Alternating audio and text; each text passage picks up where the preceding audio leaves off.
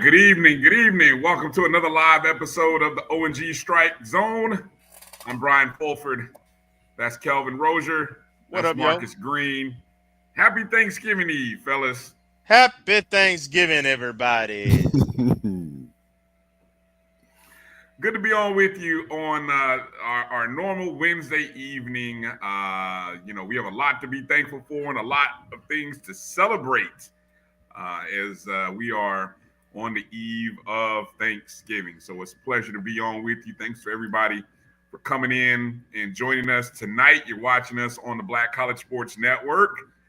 We are part of the Jericho Broadcast Networks, and so you might be watching us on our YouTube page, MyJBN Online, or our O&G Strike Zone YouTube page. You could also be watching us on Facebook, Black College Sports Network, or the O&G Strike Zone. You might even be watching us on X or on Instagram Live. So we say hello, and we salute all of you for joining us, fellas. What kind of traditions do you guys have? You married folks, so I mean, you guys probably got to honeydew list and all this planning and stuff going on. I don't have such luxury. So what's it like for you guys on Thanksgiving Eve? Well, this Thanksgiving for me is going to be a little more simpler because I was adamant with the wife that we were not hosting this weekend. I mean, this year. Okay, so you can do that. You can do that, right? Hey, I've got 15 years in the game, buddy. Oh, okay. So I know when I can do it, when I can't. Good to know. Taking notes. Good to know. All right. But I am cooking. I like to cook, and I do a little cooking. So I'm gonna do a Cajun fried turkey in the morning. Ooh, that's all right. And and a couple of sides. So I'm still doing something, but it's for the house. I don't anticipate. I'm going over to mamas and aunties and all that good stuff. A tradition we typically have is that our family goes over to one of my aunt's house and get together, and everybody brings a dish, and we have a good time. Unfortunately, my aunt and uncle have passed, so this is the first Thanksgiving with both of them gone. So those are tough ones. So it's gonna be a little different. Yeah. How about you, Marcus? Well, we're hosting. You're hosting this year.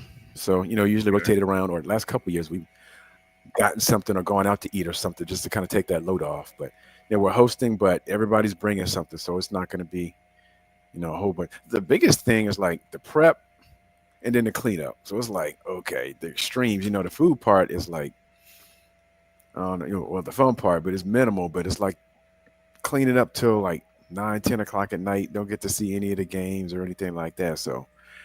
But, if we all share and pitch in and do things like that, it'll be good. But, I mean, that's pretty much it. We just rotate around. You said you used to go out. Where would you go? I'm just curious, asking for a friend. Well, we would just look for a restaurant like, hey, because my brother-in-law, his wife, and their son, they live about 45 minutes away. And so, we try to find something in the middle. We went to some place, I won't name it, but it was horrible. We were like, oh. What in the world? It's not a chain. It's a local restaurant where I'm located, and it was like bad decision. Made you feel cheap and dirty for even going there. It was horrible. We were like, what is this? It was almost like that line, like the line in gosh, I can't believe it. Like in what's the name of this? Rapper's Delight. Where the chicken tastes like wood. It was like, oh my gosh, what in the world? And it was packed too. I was like, how are people coming here? We had never been there before. Yeah. So that's off the list. All right. Well, yeah. Well, hey. Hopefully you have a better experience. Hopefully everybody else has a good experience. Ooh, Sean Gilbert. I don't know if you're gonna be getting any Thanksgiving. Yeah, Samuel Gilbert. Ooh, that's he gonna get the whipped cream on top of his pie.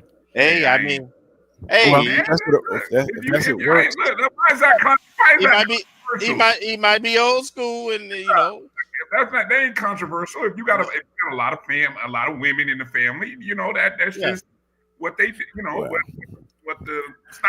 I'm sure if a man wanted to help out, he could, but he'd probably get shooed out of the kitchen. If I man get going, sit down somewhere, get out of here. So it's all good. No. I like that, Sam. I got you, Bryan. You'll learn. After Thanksgiving, you want your wife to conserve her energy. So you'll help out in the kitchen. I didn't say I wouldn't help out, Marcus. I didn't say if I ever become so blessed and fortunate, I'm not saying I wouldn't help out. You save energy for more important things.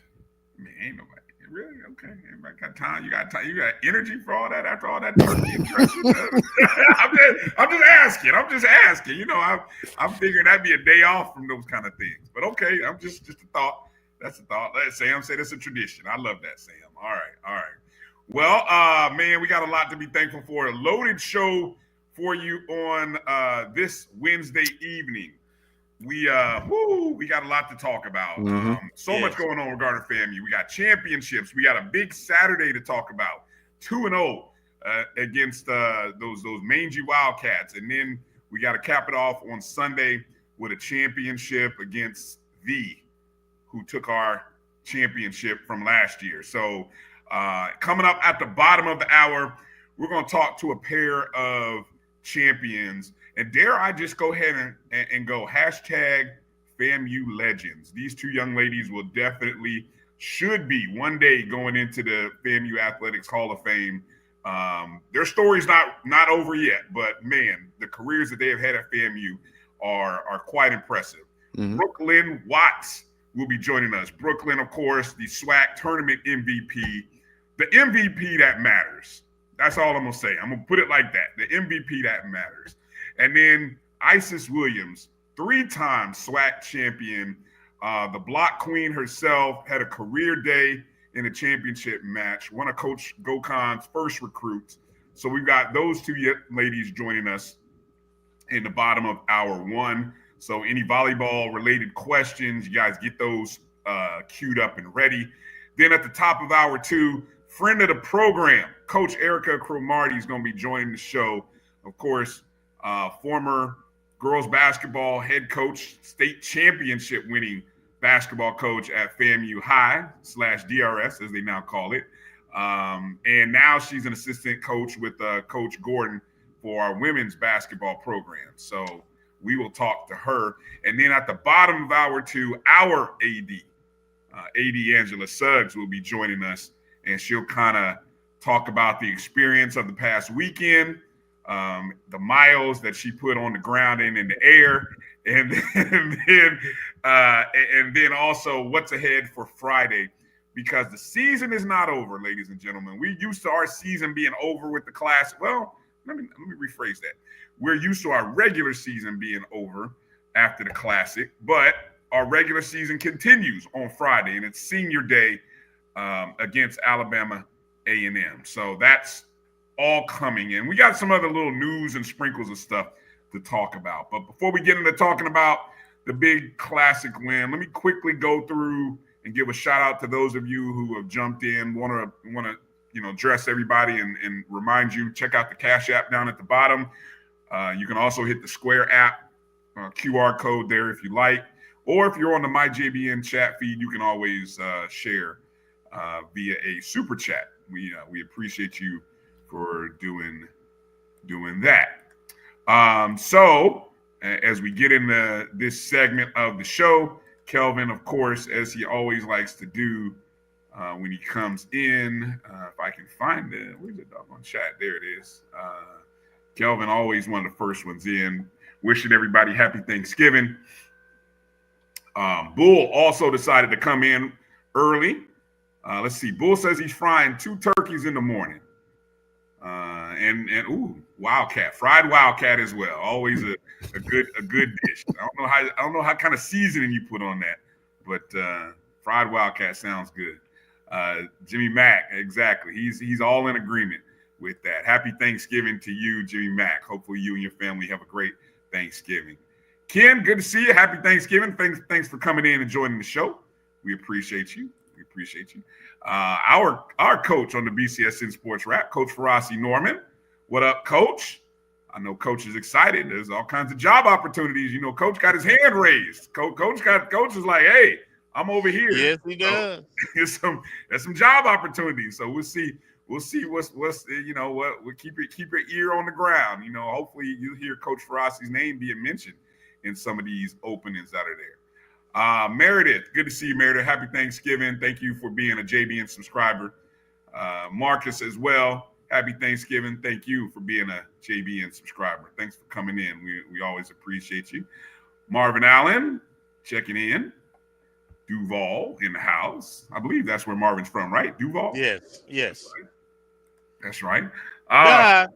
Tony checking in. Good to see Tony. We saw Tony, Crystal, the family. Man, I had the pleasure of just seeing my boys who we hadn't taken a group shot of, Tony, Bob, Dav, just all of us. I mean, the stories that we could tell, boy, I tell you. But it was great to kind of see those guys, my heroes, as I like to say, man, my guys who great fathers, great husbands, those are my heroes. So I was happy to be able to take a picture with them and see them. I love you guys.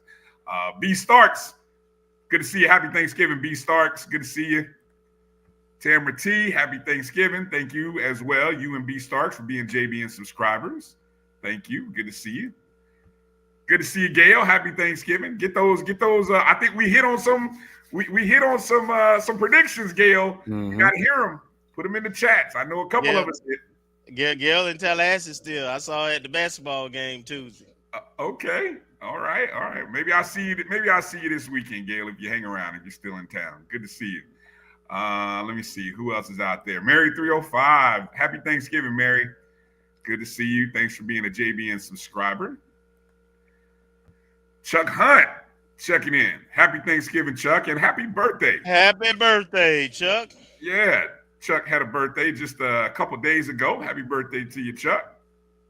Sam checking in as well. Thank you, Sam, for being a JBN subscriber. Sweet, thank you as well for being a subscriber. Thank you.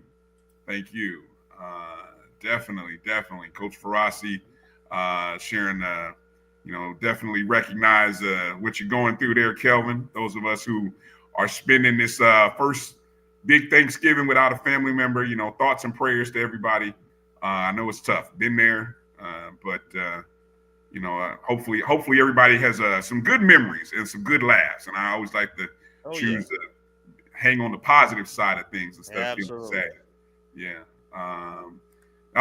You know what? I forgot. Yeah, definitely Jimmy Mack. My bad, Jimmy. I forgot you were with it. Yeah, Jimmy Mack was with us. Good to see you. Glad we had a chance to chop it up. Along with Coach. Thanks to Leon Pitch.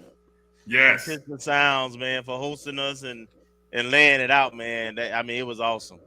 Yeah, appreciate you, Coach. He always this becoming a staple. I think next year, Kelvin, we will have to set it up right, where we're just gonna have to do the show, get a banner, do the show from his setup, and that way we'll come prepared next year. That's a guarantee. Guarantee next year we're doing it right next year. AD, good to see you, my guy. Happy Thanksgiving to you. Thank you for checking in. He's traveling for work. That's right, man. Traveling for work, as always. Keep jobs. JT, AD in the house. There's JT. Good to see you, JT. Thanks for checking in. Happy Thanksgiving. Adrian Cook. Good to see you, man. What's up, Adrian? Good to see you. Happy Thanksgiving to you. Thanks for coming in. Happy Thanksgiving. EA in the house. EA coming in soft today. I like that. Come in quiet. What's up, EA? Happy Thanksgiving. Come in hot. EA got the Thanksgiving spirit. How about that? I know, man. They come in hot, throwing shots, throwing brothers under the bus, man. Good stuff. Exactly. All right.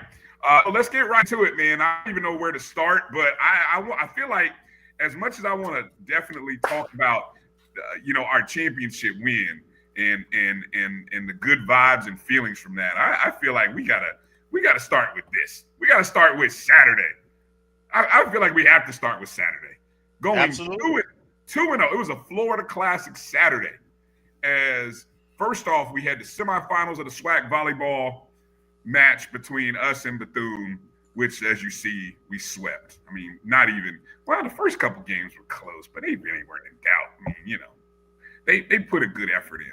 Good game, good effort first couple, but our ladies we were focused. Our ladies were focused. Mm-hmm. Most definitely. And then, of course, the actual football game, which we won 41 to 38. So not too many times, Kelvin, that I can recall a 2-0 Florida Classic day. Can you? No, I don't recall us having a couple of. Well, maybe back in the day when basketball used to play. Yeah, but it wasn't on. But but it was the weekend. It wasn't on the same day, right? Right. So congratulations. That was a fun Saturday. But obviously the lead story, that we have to touch on, and let me get my graphics and everything. Starts with these ladies right here. The first off, the perfect 16-0 run in the regular season. And they, obviously our ladies get cleaned up. Everybody get cleaned up, looking good, looking great. Team picture with the regular season trophy. But that's not what we went to Grambling to get. That's not what we, that was just the appetizer. The appetizer. Yeah, thank you. The appetizer. The real stuff came right there on Sunday, taking a 3-1 victory over Jackson State in a rematch of last year's championship game. Jackson State, the 2 seed, we were the 1 seed. We took the first set 25-23. We took the second set 25-23. And I think as we watched that, the thing that was most impressive to me in the first 2 sets is the blocking in set 1. I'm just going to read kind of just here a little bit. Consecutive blocks by Isis Williams in set 1. FAMU fought back to even the score at 5-5 after falling behind 5-2. There were 10 additional ties in that set. That's how good that first set was. Mm-hmm. All the way went to 23 before back-to-back blocks by Isis closed things out. She had a part in all 6 of FAMU's blocks in set number 1, in which we won 25-23. In the second set, we got behind 15-13 before scoring 4 straight points. London Hatch had a service ace, forced Jackson to call a timeout at 17-15. And we also rallied back from being down 20-19 to go on a 4-0 run to take that second set, which was a pivotal set. So we go into set 3, 2-0. Now the third set, I can't even explain what the third set was. The third set was just one of those moments where Jackson State was just hot, man. I think they jumped out in some kind of a ridiculous 7-0 start. It just was a run that was ridiculous, man. They ended up beating us 25-8.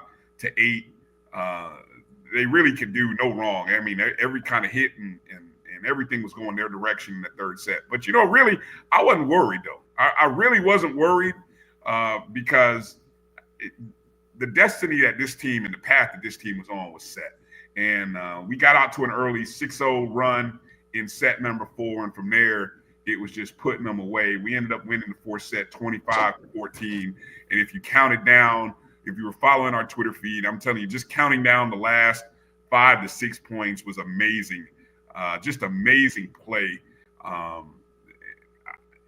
It was a beautiful thing to watch, to be honest. And I think I don't recall, maybe you guys recall the championships sets from the first two championships in 21 and 22.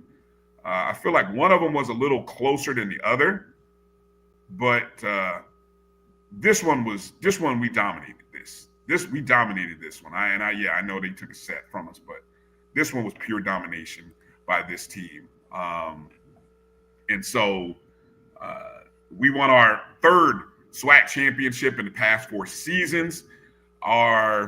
Say that one more time. Third in the past 4 seasons.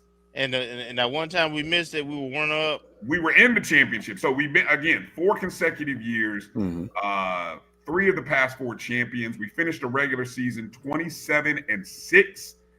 The third 20-win season under Coach Gokhan.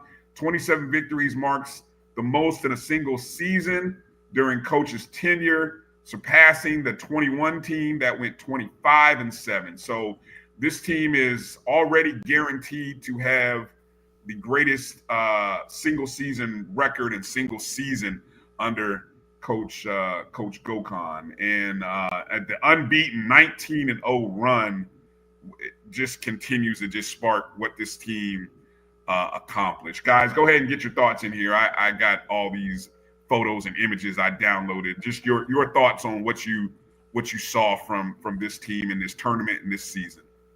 Well, for the season, the first thing that sticks out to me is no losses in Lawson. That is something.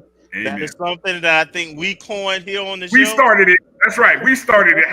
No losses in Lawson. We started that. Yes, indeed.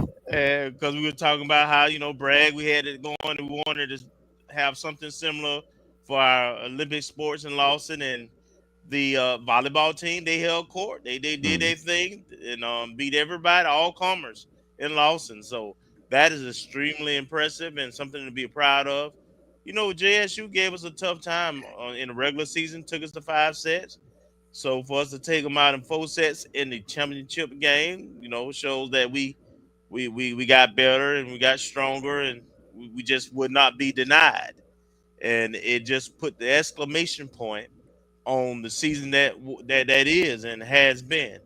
So I'm very proud of the ladies. Thank you, ladies, for all you do and how you represent FAMU. I mean, they do it in the classroom also, as well as on the court.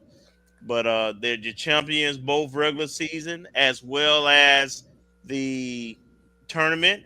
And now they go to the tournament. We'll find out on Sunday at 6 o'clock exactly where they're going. And the one thing that I hope, I would love for this team to finish off this great season is find a way to win a game in the NCAA tournament. Yeah. That would be awesome. And they deserve it, frankly. Yeah. Marcus, what do you got? Well, when we were doing the preview during the season, we looked at the roster that Coach Gokhan had compiled. And, he's moving all the chips into the center of the table because it reminded me, and I think we talked about a little bit of how Coach Simmons approached it from the football season last year, where we had a lot of senior talent, a lot of experienced talent, and it was championship or bust. And the ladies proved throughout the season that was their focus, that was their goal, and went through some trials and tribulations. There are a couple injuries, there are also a couple matches that got away in the non-conference schedule that could have been wins, but it was a learning experience. It appeared to be, and never see them get rattled. And it didn't seem like there was the experience and the depth of the team, which again paralleling what Coach Simmons had last year in the football season in terms of being able to move around chess pieces, utilize experience, skill, and talent to make sure that in any game situation that occurred that we had an answer for it. And I guess overall for the season, I'm excellent. And they're going through the conference once again, because we knew that even though the team came up short last year, that there are probably tiers in the volleyball side, and typically we were ascribed to being one of the upper tiers, so we knew we were going to get everyone's best game out of them. And the ladies proved with the series of sweeps and even the number of matches that they had won, and the number of consecutive sets that they won. I don't know if that's a school record or a conference record, but before we dropped a set to a conference team, just showed the mental grit, determination, and the cohesiveness they had as a team. And to top it off with the championship, and to be able to beat arguably the number 2 team in the conference, who's been basically, I think it's been 3 straight years. I can't remember if it's 2 or 3 straight years where it's been Jackson and FAM. I know the last 2 when we split 1-1. I just don't remember 21 and 22. I think that might have been. I feel like that might have been Alabama State. That's what I thought. I thought one of them was Alabama State, and I'm not sure in 21 if that was Jackson or if that was Prairie View or someone else. I don't recall. But to arguably play the second best team, the team that gave us fits, and I think the only conference team they gave us that went past 4 sets. 5. Yeah, it took us to 5. The only team 5 that took us to 5 and twice during the season. And to be able to triumph over them, and I guess feel some degree of vindication for last year, because it didn't go too well in the championship game last year. And listened to the interview of Brooklyn Watts after, post game of the match, just watching that, and she mentioned that was one of the mantras, one of the reminders they had of last year, that feeling, and then going through and achieving what they did is just a feather in everyone's cap and a testament to their dedication. Hashtag get our rings back. I remember when Dominique said it on the show in the preseason, and we wrote it all year. It was done. Operation Get Our Rings Back. No losses in Lawson. The standard is the standard. That is FAMU Volleyball's 16th conference championship. We still have the most conference championships in the MEAC, 13. And now we have 3 of the past 4 since we joined the SWAC. And the standard is the standard. And what an amazing group. And one more. I'm gonna give a shout out to the seniors. Shout out to the seniors, a hell of a senior class. There's some seniors in there that have, some seniors in their first years. Obviously, ISIS has been here for all of it as we've been in the SWAC. And just an outstanding group. And they set the standard, man. They really do. I really love the dominance that this team has, and anyway, we love our volleyball program. I don't know what the rest of these programs out there are doing. Some of them, people are like, oh, y'all don't ever talk volleyball. We talk volleyball every show. I don't know about y'all. We talk volleyball every show. So with that said, we're gonna take our first break, and coming up on the other side of the break, we're talking to champions. We're going to get out the way. We're going to bring on some champions, some legends. Hashtag FAMU legends. Isis Williams, Brooklyn Watts, coming up on the other side, right here on the O&G Strike Zone. I think Marcus will be back as well. He will. All right, so coming up, take a quick break. We'll be back in just a second. You're watching the O&G Strike Zone right here on the Black College Sports Network. We'll be back in just a moment. HBCU football fans, this year's Cricket Celebration Bowl has a new date. A champion will rise at Mercedes-Benz Stadium on December 14th as the MEAC and SWAC champions meet once again. Join us in Atlanta for championship football, interactive fan experiences, and iconic marching bands. It's an HBCU family reunion that you don't want to miss. See who will be crowned the next HBCU national champion. For event and ticket information, visit thecelebrationbowl.com. Looking for the ultimate cultural experience of 2025? The Zora Outdoor Festival of the Arts is where you need to be. From January 31st to February 2nd, Eatonville, Florida will come alive with incredible live performances from the Levert Experience and the Bar Cave. Immerse yourself in interactive art. Shop from over 80 vendors. Take a journey through history with a new smooth virtual tour and enjoy family-friendly STEM activities. Plus, don't miss the unforgettable R&B tribute to the legends, honoring talents such as Whitney Houston, Marvin Gaye, and Luther Vandross. This is more than a festival. It's a celebration of Eatonville's rich cultural heritage. Visit zorafestival.org for tickets.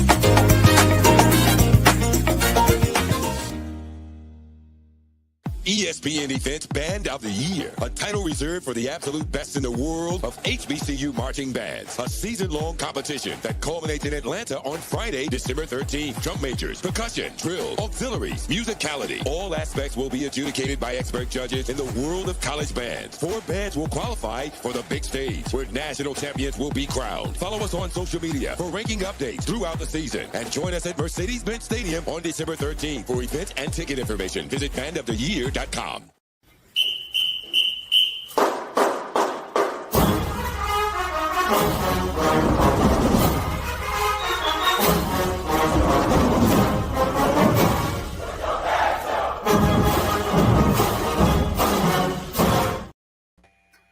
All right, welcome back to the O&G Strike Zone. Bryan, Kelvin, Marcus, and let me, as we get ready, these are, so picture here, all tournament team selection, SWAC all tournament team. You got Brooklyn Watts, who was the MVP of the tournament. Should have been the MVP of the SWAC, but we're not going to go there. You know, we understand how SWAC voters can get, but she made sure to let the SWAC know.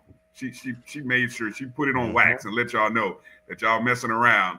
And there you see Isis Williams and then Mackenzie Taylor as well, all SWAC tournament. So let me get out the way and let's introduce and bring on for the first time on the O&G Strike Zone champions, none other than Isis Williams and Brooklyn Watts.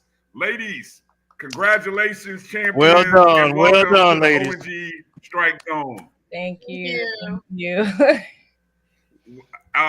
First off, as I said, welcome to the show. First time we've been hunting, we've been chasing you two for all season. So I'm glad we were able to kind of get you on the show at this point in the season. Look, an outstanding run. Let's just kind of talk about what the last 24, really 48, 72 hours have been like for you two. And I mean, we can go in either order. Whoever wants to jump in first, Brooklyn or Isis, whoever would like to go first. Okay, yeah, I'll go first. I think we've watched the game at least 6 or 7 times to start with that. Seeing it on the ESPN broadcast was a lot different than playing. So it's cool to see that side and hear what the announcers had to say. And they had a lot of great things to say. So that was fun to watch and see throughout these last couple of days. How about you, Isis? Yeah, it's been pretty surreal. I feel like I'm in a dream state right now. Just all the support and attention we've been getting. And like Brooklyn said, we've been watching the game any free time that we've had. So it's just been like reliving those best moments and those final points has just been like a dream.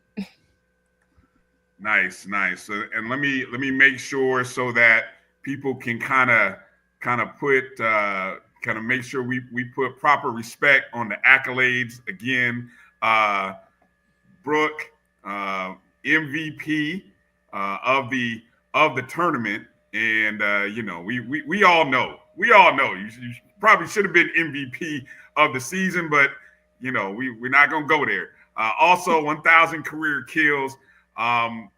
Brooke, you let people know. You let people know afterwards. What did it feel like to kind of get that recognition when it's all said and done at the end of the regular season? No, yeah, it was pretty cool. And just to be able to go out and just show with our actions and to be able to prove ourselves was really huge for us. Going into the tournament and after not winning a lot of the awards, it kind of just motivated us, put a chip on our shoulder. And then when we were able to go out and prove it and, play against these girls, it was great. We did exactly what we talked about. Nice. And Isis, of course, 100 career wins and counting at FAMU. 3-time champion. You move into some rarefied air. There's, I don't know what I'm sure somebody will do the stats in terms of where you fall in terms of the career, wins and the champions. But just talk about just the longevity of just being able to perform at a high level, and you had a career game at the net.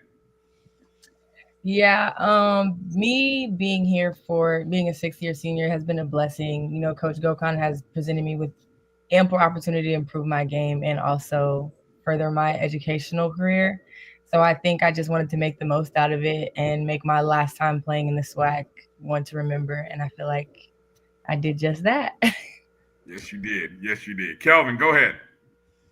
Well, obviously, Coach had talked about how talented and deep this team would be this year. He had unapologetically said that this was probably his most talented team since he's been the head coach at FAM. But from a player's perspective, I want you all to talk about the team chemistry and how, everybody came together to have such a dominant season. We did really well out of conference also. Even some games that we lost, they were 5-setters, we were extremely competitive. So talk about what both of y'all talk about what you think was the key to the success for the season. I think at the beginning of the season, we kind of knew that we were going to be able to accomplish something that was bigger than ourselves. And I think having a lot of upperclassmen helped a lot because everybody knew exactly what it would take and how much hard work it would take to get us to this point. So I think it was pretty easy. I think everybody was willing to buy in and work hard every single day, and everybody kind of just believed that we could do it. And I think that was like the biggest thing. Okay. Isis? I agree. I think that for us that were returning from the loss of last year, like we took it personal and we were all like, this is what we need to do. And me and Brooklyn, like being the captains and having that kind of like chip on our shoulder from last year, we were able to bring everybody together and just let them know like we had to be locked in every day in practice. Like everybody had to be focused, and everybody thankfully agreed and bought in. And yeah, I think that's okay. I want to follow up with a kind of fun question. What's your favorite Thanksgiving dish or tradition?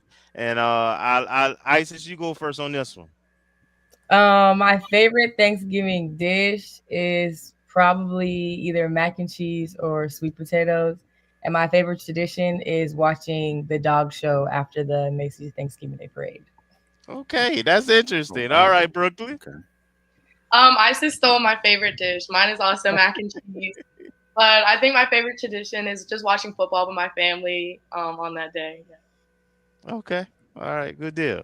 Let me ask, with the mac and cheese, are we doing like, multi-layered cheese? Are we adding stuff into mac and cheese? Because I know sometimes at Thanksgiving people get a little extra with the mac and cheese. So I mean, what kind of, I'm a craft out the box kind of person. But I mean, anyway. No. Thank you, ladies. Man. What extras? What extras? Or what kind of? Are we talking extra cheeses? What are we talking, ladies? It's my grandma's recipe, so I can't tell. Just know it's really good. Nice. All right, what do you got, Marcus? Go ahead. All right, actually, I have a separate question for both of you. I'll start with you, Ms. Watts. On some of the post-game comments, you may have answered a little earlier, but you mentioned about put some respect on our name. And without naming any particular people, could you elaborate a little bit on that in terms of whether it's something tournament related or something season long? And for Ms. Williams, I wanted to ask you, when you were recruited, I believe, out of Texas, did you imagine being here, at the end of your collegiate career? And also, what prompted you to come back for your 6th season? Whichever one. Go ahead. Okay, for the respect thing, I just think we were 16-0 at a certain point in the season. We hadn't lost a game, and we'd only went to and we had swept every single person in the conference at least once except Jackson State. So I think we had a pretty good season, but I do feel like the awards didn't reflect as well as they could have. We have a lot of talented people on our team and a lot of different, I think, positions that definitely deserved a little bit more. But at the end of the day, you just have to show through your play, and that's exactly what we did in the tournament. We were, able to showcase our true talents and how good and how impactful we really are as a team. So I think we were able to prove it. Okay, well, thank you. I feel like that was a loaded question, but no, I would say if I was going back to my younger self when I was first getting recruited, I can't say that I could even imagine being here right now and going as far as I did. I think I just wanted to play volleyball and I was blessed with so much more. And coming back from my 6th year, like I can't say how blessed, like how much of a blessing it was, because originally I already had my senior night the year before. I thought I was done. But we knew I did have an extra year of eligibility, but due to like school conflicts and things like that, I didn't think I was going to have the time to do both my school and volleyball. But working with the administrators, we made it work. And so I was able to come back and get another ring. All right. Did you consider going on, sailing off into the sunset? Yeah, I mean, I think after last year, I had kind of made my mind up that I was gonna have to go into the world and be a real adult. But I think we didn't even know that I was coming back until probably January of this year. So right at the start of our spring season and our off-season training and everything. So it was a quick turnaround, but I was ready to it was like muscle memory for me getting back into my volleyball grind. All right, well, thank you. ISIS 297 career blocks moves you into 6th all-time in program history, surpassing Randy Lee from the mid 90s, back kind of when we were at FAM, back in the early 90s. I'd like for you to talk about the comparisons in these various seasons. I think one of the things I heard Coach Gokhan talk about was this team had the opportunity to kind of get together a little earlier than the past few seasons due to being able to get together in the summer. And I'd like for you, if you would, maybe talk about how this offseason differed from the previous years. I mean, obviously, this is one of the first ones where you're coming off of not winning a championship, but you've got new players coming in. If you can, touch on just the challenges or just some differences when you kind of think back to the off season and the preparation leading into the season compared to previous years. Yeah, I think this spring off season that we had was probably the most involved we've been as far as training. We had somebody in the gym, at least 4 or 5 of us in the gym every day in the summer. We would lift every day. We were doing open gyms, just getting ready for the season because we wanted to be our best. Because when it came down to the championship match, we wanted to know that we put the work in and that they would, if they were to beat us, they would have to like earn it. You know what I mean?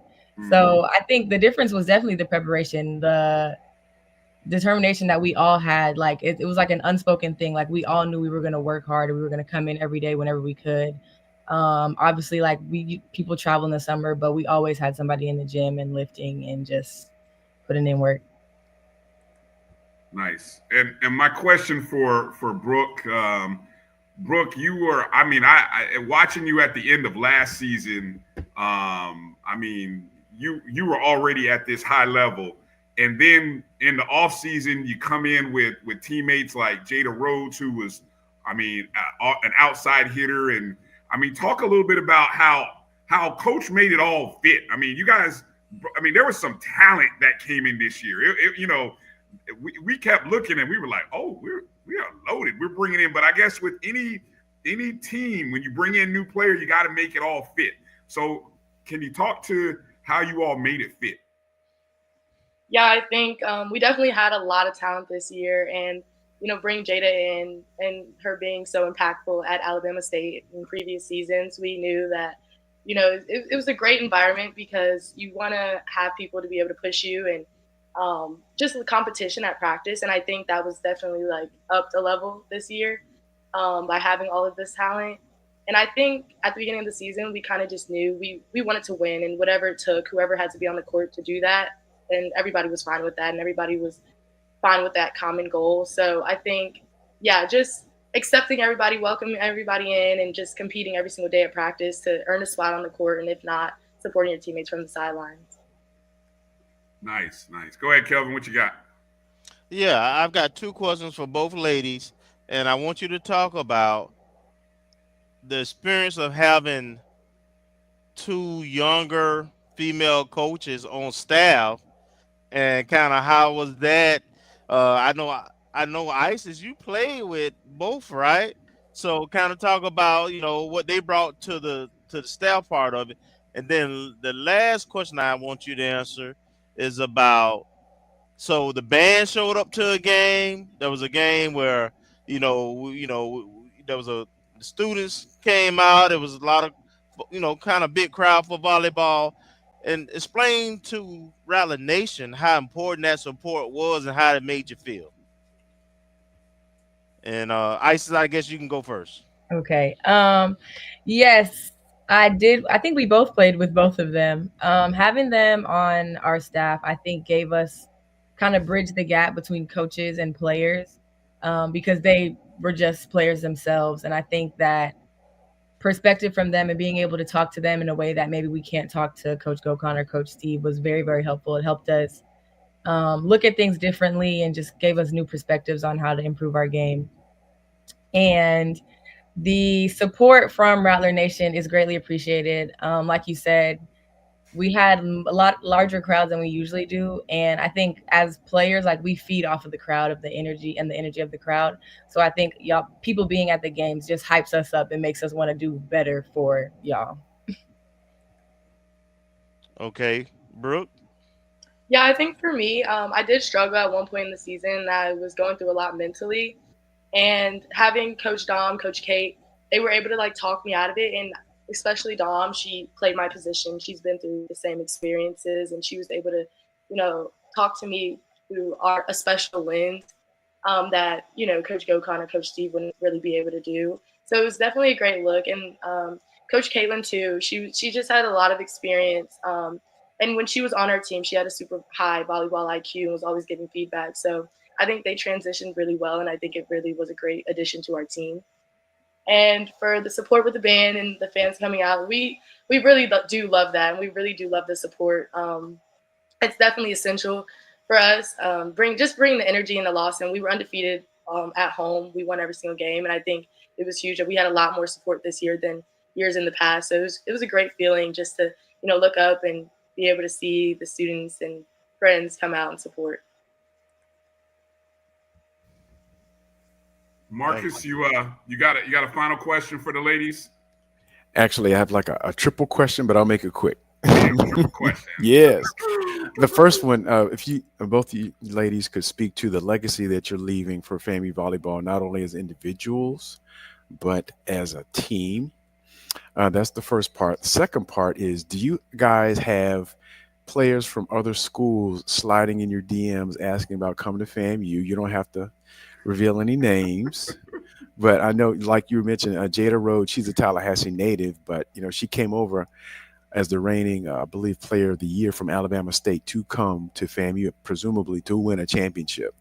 So I'm just using that as an example. And the third one, and once again, this is another, you don't have to use any names, but can you answer if the person who designed the GoatCon shirts is someone who's used all their eligibility so they don't have to worry about running laps? Who's selling that shirt? That's what we really want to know. Who is selling that shirt? It was Isis who designed it. She threw you out there real quick, didn't you? She threw you out there, Isis. Well, job well done. Thank you. Yes, It was me. Look at that. Now, about the legacy that you guys want to leave individually and as a team, and also, anonymously, do you have you actually had a circumstance where players from other schools are asking about coming to FAMU or Who's interested? sliding in the DMs? That's what Marcus trying to ask. Well, yeah.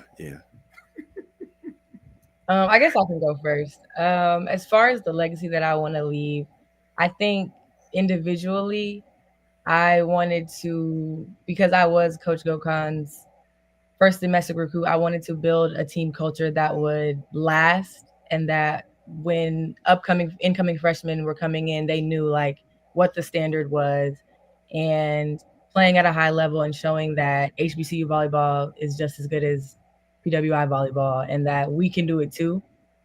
So I think just showing ourselves and showing the world that we're just as good as anybody else, if not better. And it's funny that you actually mentioned Jada, because before she transferred, she slid in my DMs and was like, "Hey, do you have Coach's number?" But yeah, there definitely have been people who are asking just like what they can do to get on the same level, or get in contact, or just do the same things that we did. So it's good seeing that we're leaving an impact on the younger generation. Well, thank you. Yeah, definitely piggybacking off of what Isis said about the team culture. I came in as a transfer, so I was kind of just put into it. A culture had already been developed when I got here. Isis had done a great job already. So it's pretty easy for me. I think just jumping in and going along with it. And I didn't really realize the impact that I would have on this program.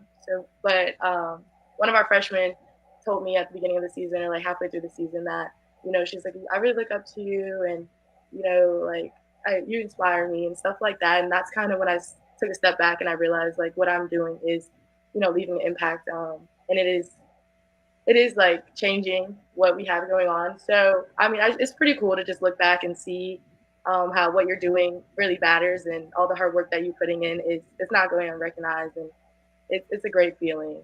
I'm sorry, what was the second question? Any players from any teams or across the country reaching out and asking about coming to FAMU? I've had some friends from local clubs that I used to play on ask me a lot, but yeah, just the younger generation, they always text us and ask what, like Isis said, what they can do, and like drills and for advice. So it's pretty cool to see that they're interested in our program and our university. Okay, well, thank you.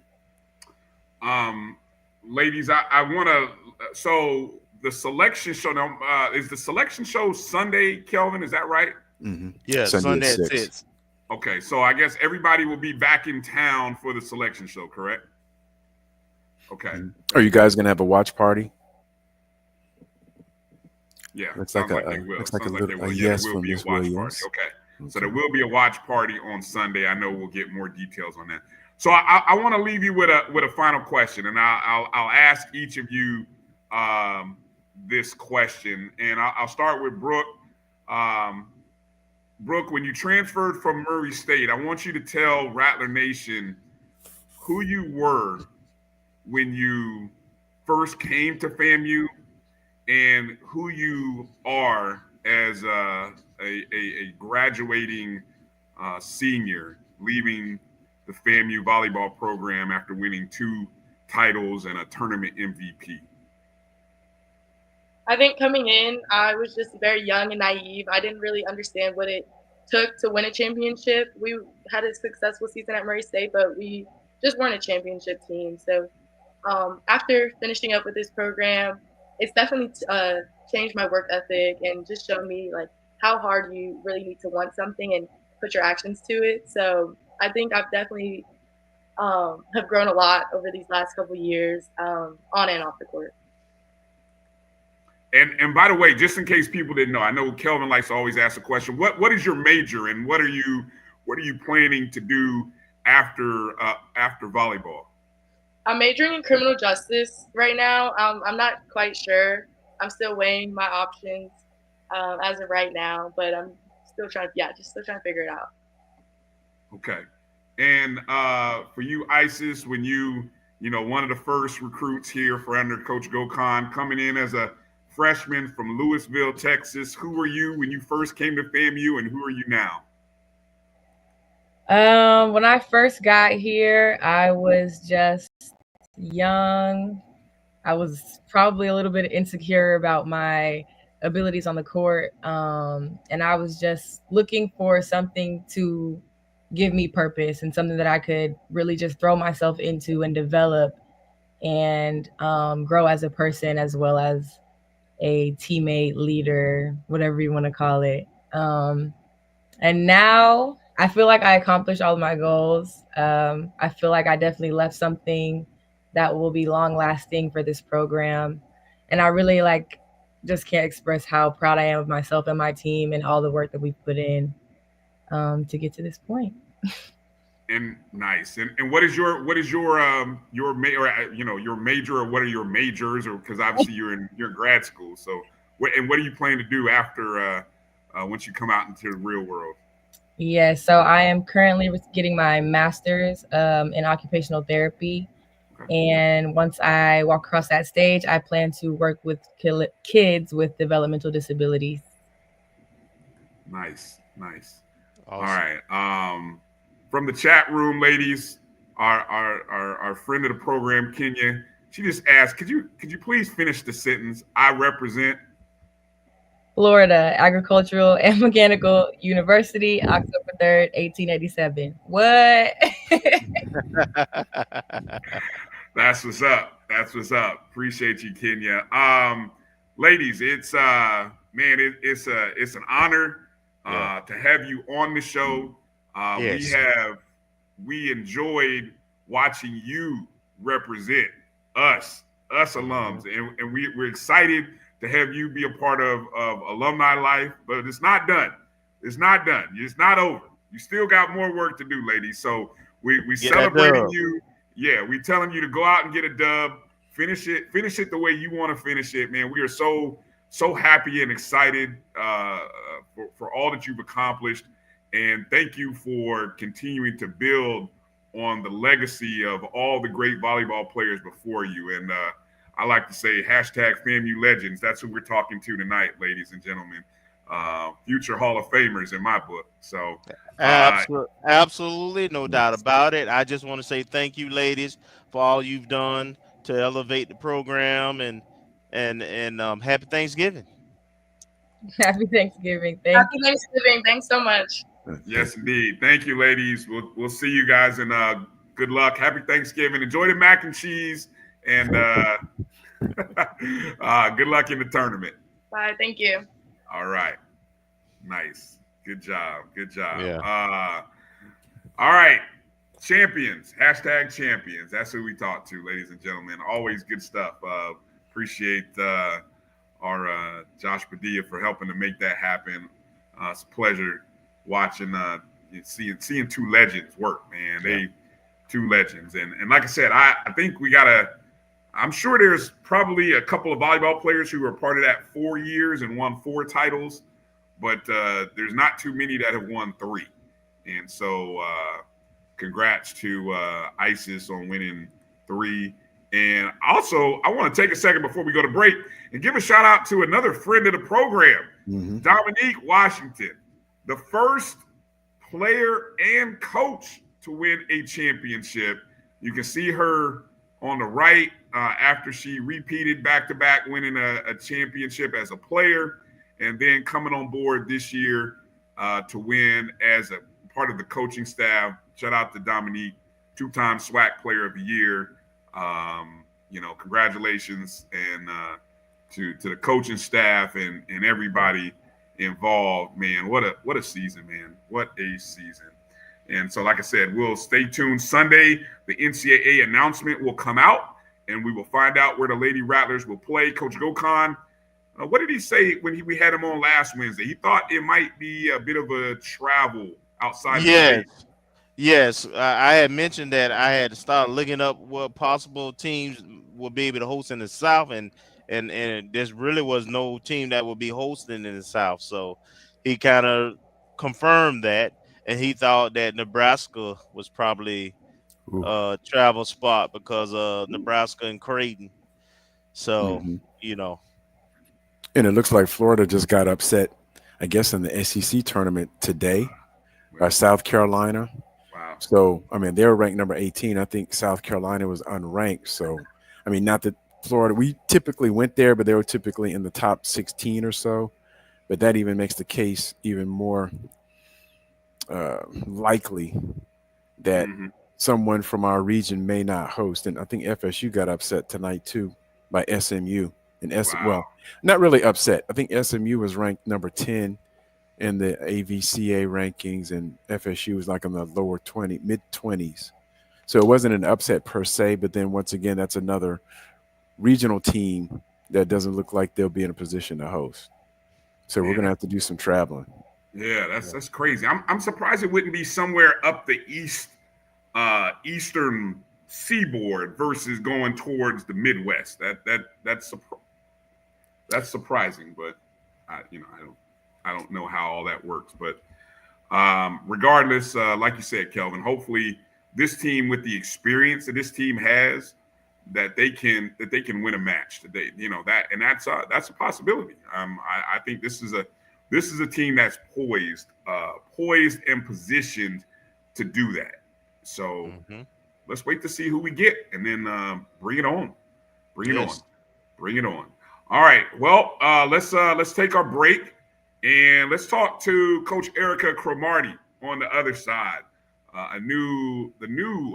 One of the new assistant basketball coaches of our women's program. We'll kind of talk to her about the transition from leading a program and to now being a part of Division I program here at FAMU. Right on the other side of this break, you're watching the O&G Strike Zone right here on the Black College Sports Network. We'll be back in just a moment. Looking for the ultimate cultural experience of 2025?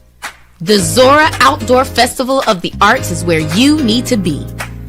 From January 31st to February 2nd, Eatonville, Florida will come alive with incredible live performances from the Levert Experience and the Bar Cave.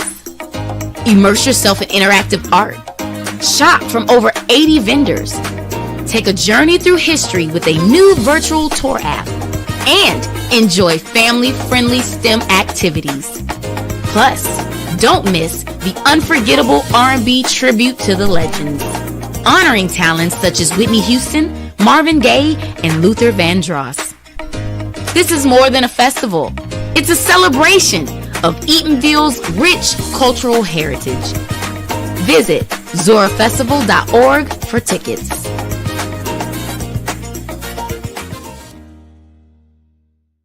HBCU football fans, this year's Cricket Celebration Bowl has a new date. A champion will rise at Mercedes-Benz Stadium on December 14th as the MEAC and SWAC champions meet once again. Join us in Atlanta for championship football, interactive fan experiences, and iconic marching bands. It's an HBCU family reunion that you don't want to miss. See who will be crowned the next HBCU national champion. For event and ticket information, visit thecelebrationbowl.com. When it comes to professional learning, teachers deserve better. From the leader in online learning, Stride brings you the Stride Professional Development Center, an on-demand library of mobile-friendly courses that gives teachers choice and flexibility, allowing them to learn anytime and anywhere. Our dynamic courses provide bite-sized learning and help educators advance their knowledge while also gaining professional development hours. It's time you take charge of your learning. Visit us today to get started.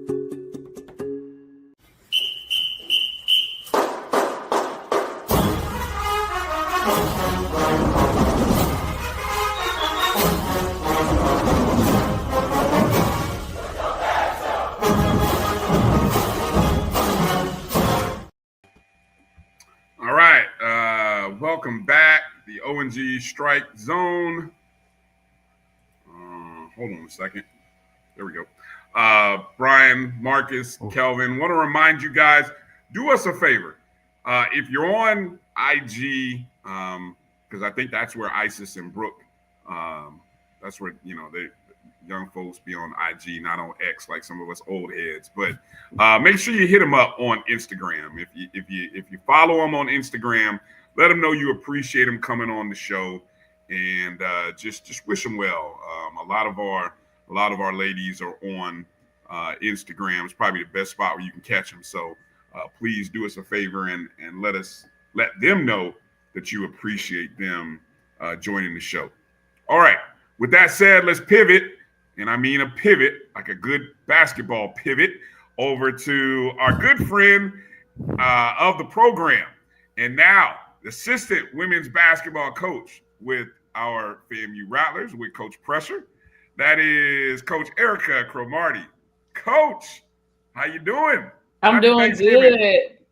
Thank you for having me. Always good to see you again, Coach. Good to have you on. Yes, sir. Hey, all right. So I'm gonna beat Kelvin to the punch here. What's the Thanksgiving tradition? What are we doing tonight? What's happening tomorrow? What's happening? We have practice in the morning, so I'm going to practice.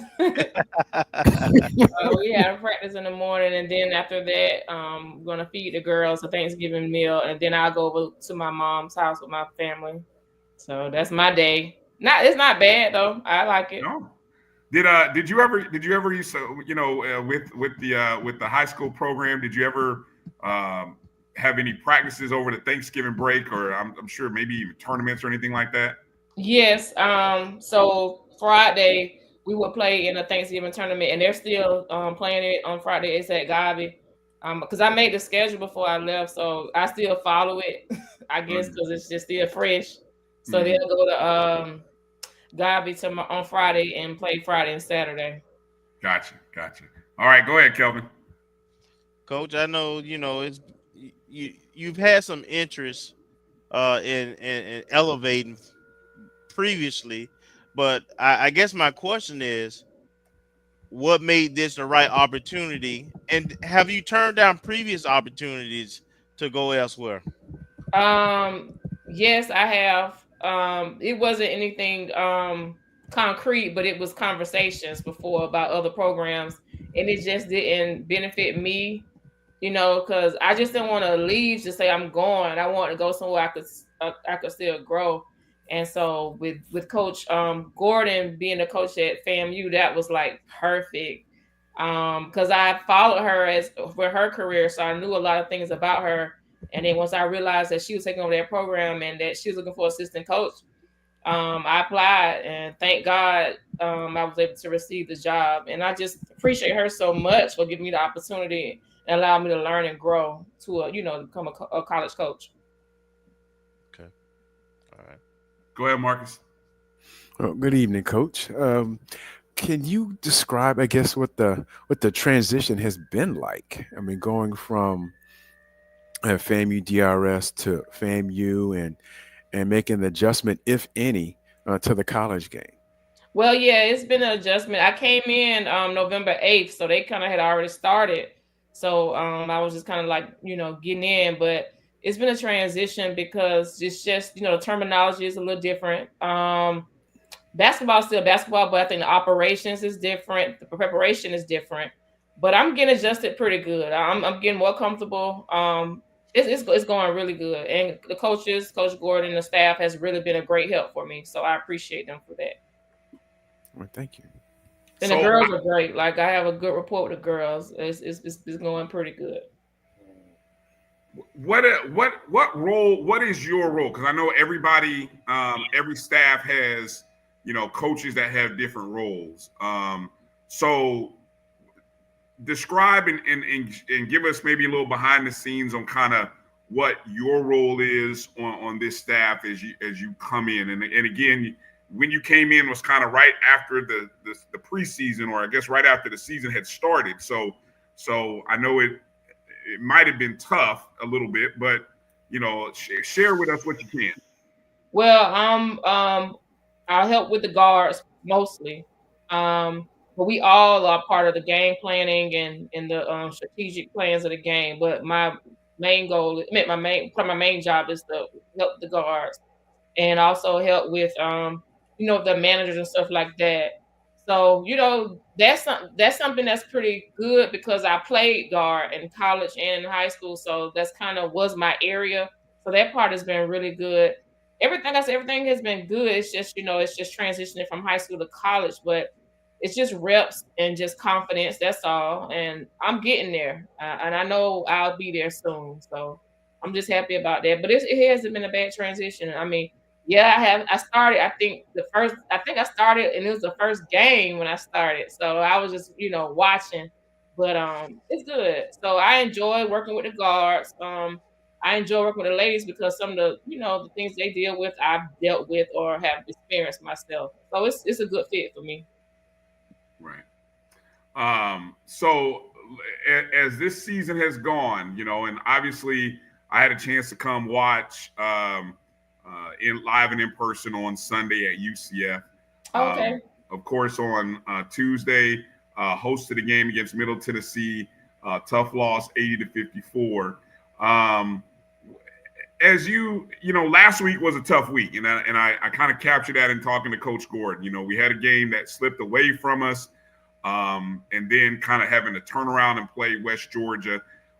How do you and the staff keep this team's focused on the bigger picture? Obviously, the coach will tell you the bigger picture is conference play. So even though all of this non-conference stuff, as alums and fans, we kind of look at it and we have angst because we're like, we want to see wins, but we got to kind of take it under sort of, we have to be mindful of the fact that the bigger picture is conference. So how do you work with the ladies and how to keep them, keep their spirits high so that they don't get too down with the outcomes that we've seen? Well, I just reflect back to how I did it at the high school. Being a small school, we always played bigger schools throughout the season. So when it was time for playoffs, we will be prepared and we will be able to, because we were used to facing the bigger and tougher schools. So that's the same way with college. You use the non-conference games to get out the nicks and crannies. So by the time the conference time comes, you're more prepared, you're more skilled, and you win against bigger talent and better talent. So I just try to tell them, use all these games to prepare and get better.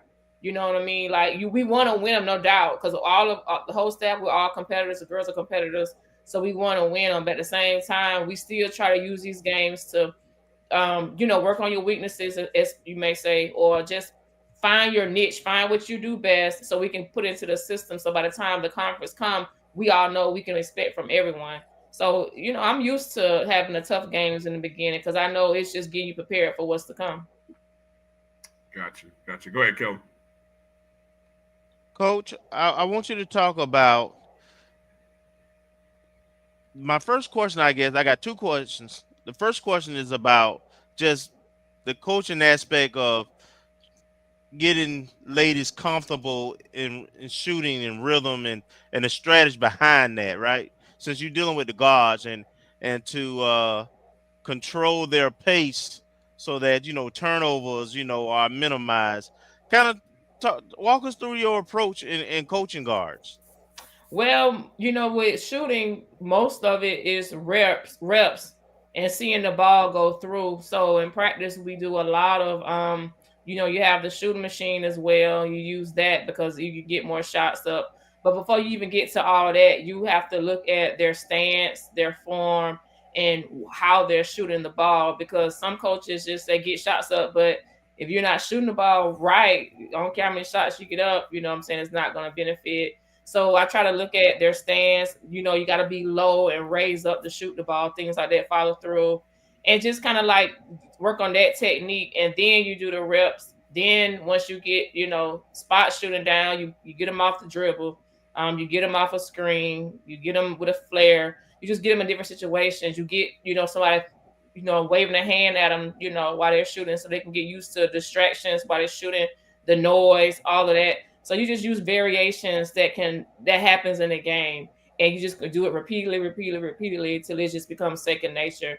So I mean, we work on shooting, and some days you just off, some days you can't miss. So it's just reps. I mean, it's still early. I like what I see. Is do we need to improve? Of course, but I think we're headed in the right direction. So. Like I tell them, I was like, man, I was a shooter. I used to be surprised if I missed. That's just the confidence I had in shooting. And that's how shooting is confidence too. Like you just got to believe that you're going to make this shot. And I do tell them that, like, you got to have confidence when you shoot the ball. That's part of shooting, is knowing that you're going to make it. Okay. So that brings me to my follow-up question. the Middle Tennessee, I watched all the games over the past week, and I was in person in most of them except the West Georgia game. But in that Middle Tennessee game, towards the end of the third quarter and that fourth quarter, there was a change emphasis on putting pressure on the ball. And having watched your teams at a high school level, I kind of know that is something that was a hallmark of those state championship teams. But the ladies team seemed to respond to that very well. I mean, they really, the energy got up. They were really aggressive. Middle Tennessee had to put they starters back in. We still was turning them over, getting some easy buckets. I mean, I thought that was something to really build on. Is that something that Coach Gordon, you think, is going to maybe incorporate moving forward? And what was that, just by happenstance, or what made us do that? No, that's something that she's going to incorporate more. Now she's really just trying to figure, just use different things to see how we respond to it. And I think the team responded well. And one good thing I like about Coach Gordon, she involves her coaches on, her decisions. And so, yeah, that is something that she's going to incorporate more. She just wanted to make sure, we had the depth to do that, because you definitely got to have depth to do that. Yeah. So now that she sees that, she's definitely going to incorporate it more. And you're right, it did bring a different feel to the game. I think the fans got into it, the girls got into it. So that is definitely something that we're going to be adding to our repertoire. Okay. All right. Thank you. Go ahead, Marcus. Coach Cromar, I wanted to ask, what things are you most looking forward to now once you get into the conference season? Well, just seeing how this is, it would be my first time like actually in it, so just seeing how the other teams are, their depth, their style of play. I mean, I kind of I know how the SWAC, how the conference is. You got the guards that's feisty and crafty and scrappy. So I know that part, but just seeing how we compare to those teams and just really game planning and just seeing how we can strategize to get an advantage over those teams. But from just watching them from the past and just seeing some of their preseason game, not preseason, but on non-conference games, I think we'll do very well in the SWAC. I really do. And that's why I say I think these games will prepare us for that time. Okay. Thank you. So I want to kind of leave you with kind of really assessing what should Rattler Nation's expectation be as we watch? What should we be watching for? Because I know, some things that we see when people say, well, how do we get the turnovers down? How do we improve the outside shooting? But I know that's fluid. It's nuanced, because I know we're also dealing with trying to get healthy again, which, Coach Gordon has already, she's told me, that's something that, we're still not at 100% with our entire group. So if you would kind of talk to Rattler Nation and let us know kind of what things we should be mindful of, what should we be watching as sort of our barometer of these games upcoming, especially, let's see, we got Georgia Tech upcoming. What is that? Is that Saturday or next Saturday? Well, Sunday, actually. Okay, Sunday. So Atlanta Rattlers, be on the lookout. So if you would kind of speak to that. Well, I mean, so like I said in the beginning, it's still kind of early, you know what I mean? And we're still, like with basketball and I guess football as well too, you still got to find that nucleus, that group, that rotation. A lot goes into, how a team will look. And so we're still, we're work in progress. We're still trying to get the nucleus, that rotation, that group. And so it might be sometimes where we're still, getting it together. But one thing about it, and with sports, once you got it, you got it. You know what I'm saying? You'll be a well-oiled machine, but it's going to take time to get there, And I know we'll have some good spurts coming up, some good games, some good wins coming up, but it's just going to take a little bit of time. And that's just coaches coming together, players, believing what they can do, and just, being confident in what they're doing. And again, that goes back to reps and continuing to do it over and over and over and seeing success within that, even if it's a small game. So I can't tell you by next game is going to be great. No, I can't. But I can tell you the effort will be there. We're going to work with them. They're going to improve. And once you see it, you'll know that we've arrived.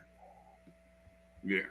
Yeah, you mentioned that effort. That is one thing that I have not seen dissipate. I mean, right, and it won't, especially not with Coach Gordon. Like, no, the one thing about, and that's what drawn me to want to work with her, because she's a stickler on working hard. And once you work hard, good. Like I tell them, when you put in the effort and the confidence and the work ethic, good things happen. So it's gonna be good. It's gonna be good. Nice. Any last questions, Kelvin or Marcus? No question from me. I just want to wish Coach a happy Thanksgiving and thank you and congratulations. Thank you so much. And I'm excited for the rest of the season. Thank you guys, and thank you. Like, even from the beginning, from when I was at the high school, you've always showed support the program. So I truly, truly appreciate it. When Kelvin asked me about Jordan, I was like, yes, like yes. You don't never forget, who helped you get to where you're trying to go. Hey, well, we appreciate you always being accessible, always being able to share the stories and just being able to share your legacy with Rattler Nation, and you're starting a new chapter in the books. So we're excited to kind of to watch it, and I'm learning too. I haven't arrived, so I'm learning, and I'm okay with that. I'm okay with learning because I want to learn as much as I can. So I have no problem with learning and getting better. All right. Well, again, our ladies are at Georgia Tech. I'm going to pull it up right here. Somehow my computer went nuts here. I want to make sure I get it right here. Saturday. That's right. Again, yeah. Georgia Tech.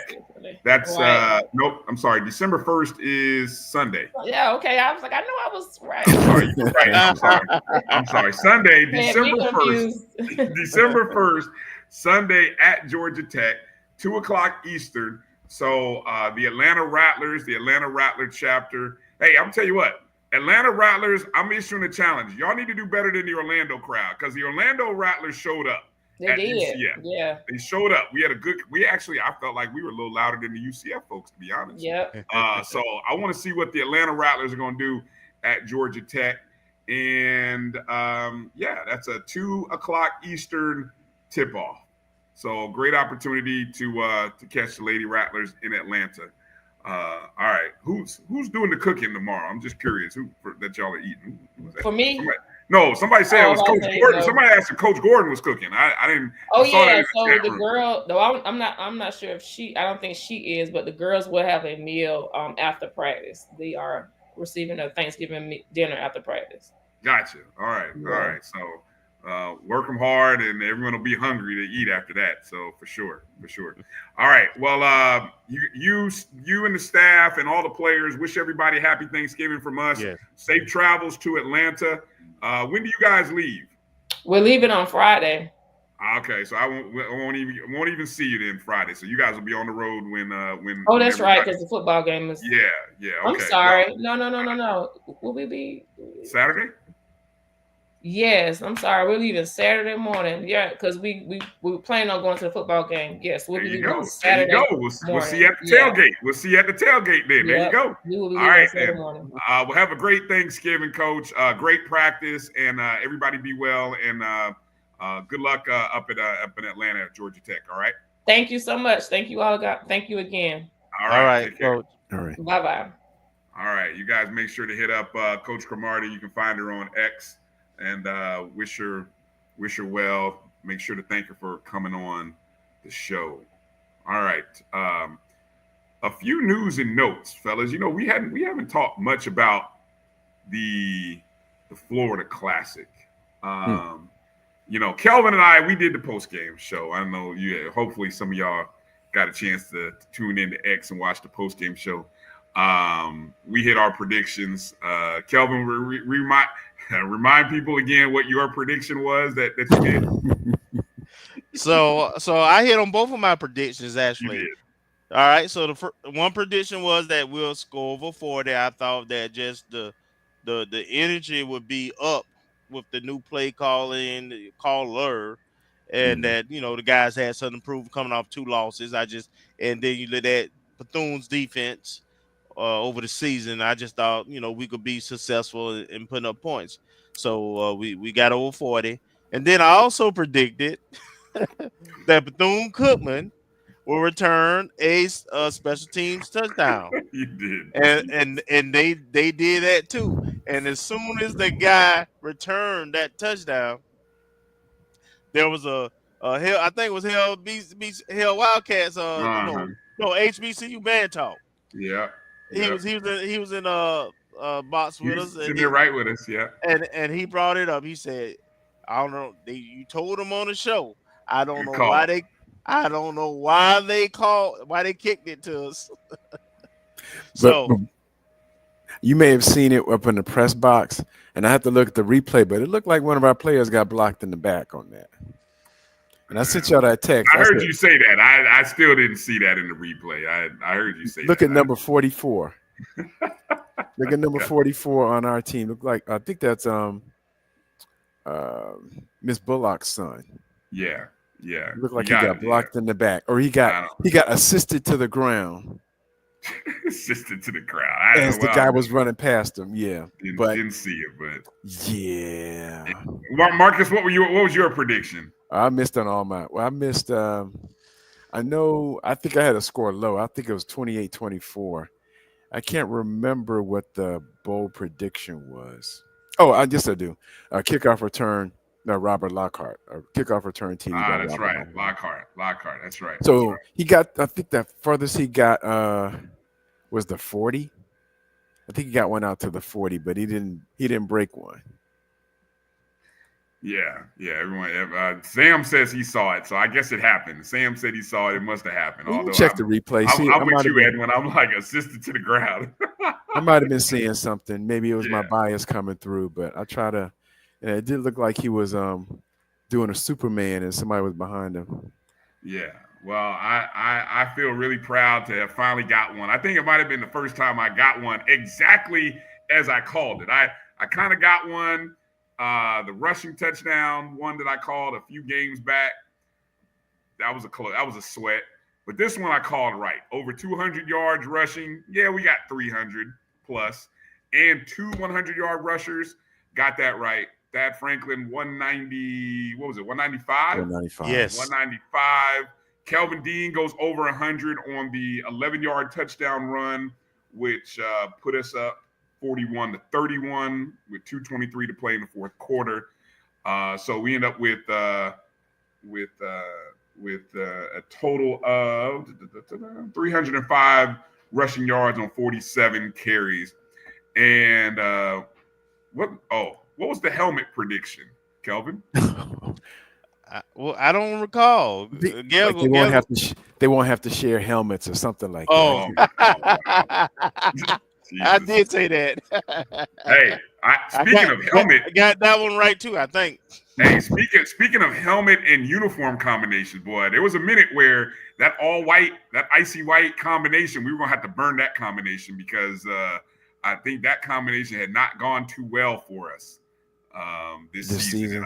I know, and what's funny is, I know Kelvin doesn't believe in that kind of stuff, but there's more than one person I was around over during Classic Day that was like, man, I don't believe in that stuff, but man, we might need to not wear this all white combination too many more times in these kind of games. But anyway, we overcame.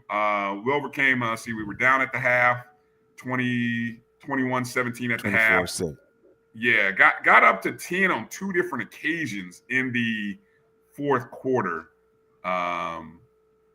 So pretty much up by 10, but we could never quite put them away.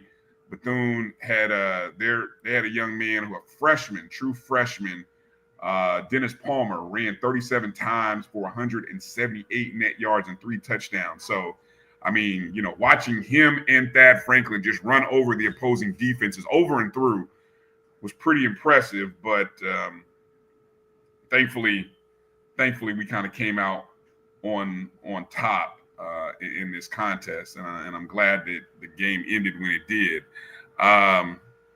All right, so we'll talk more about the upcoming game against Alabama A&M. Is now we've won 4 consecutive Florida Classics, and so good stuff. Good stuff. All right. Anything else left regarding the Florida Classic game that you guys wanted to hit on, or that you didn't get a chance to mention, Marcus? Even. Well, it was definitely an exciting game.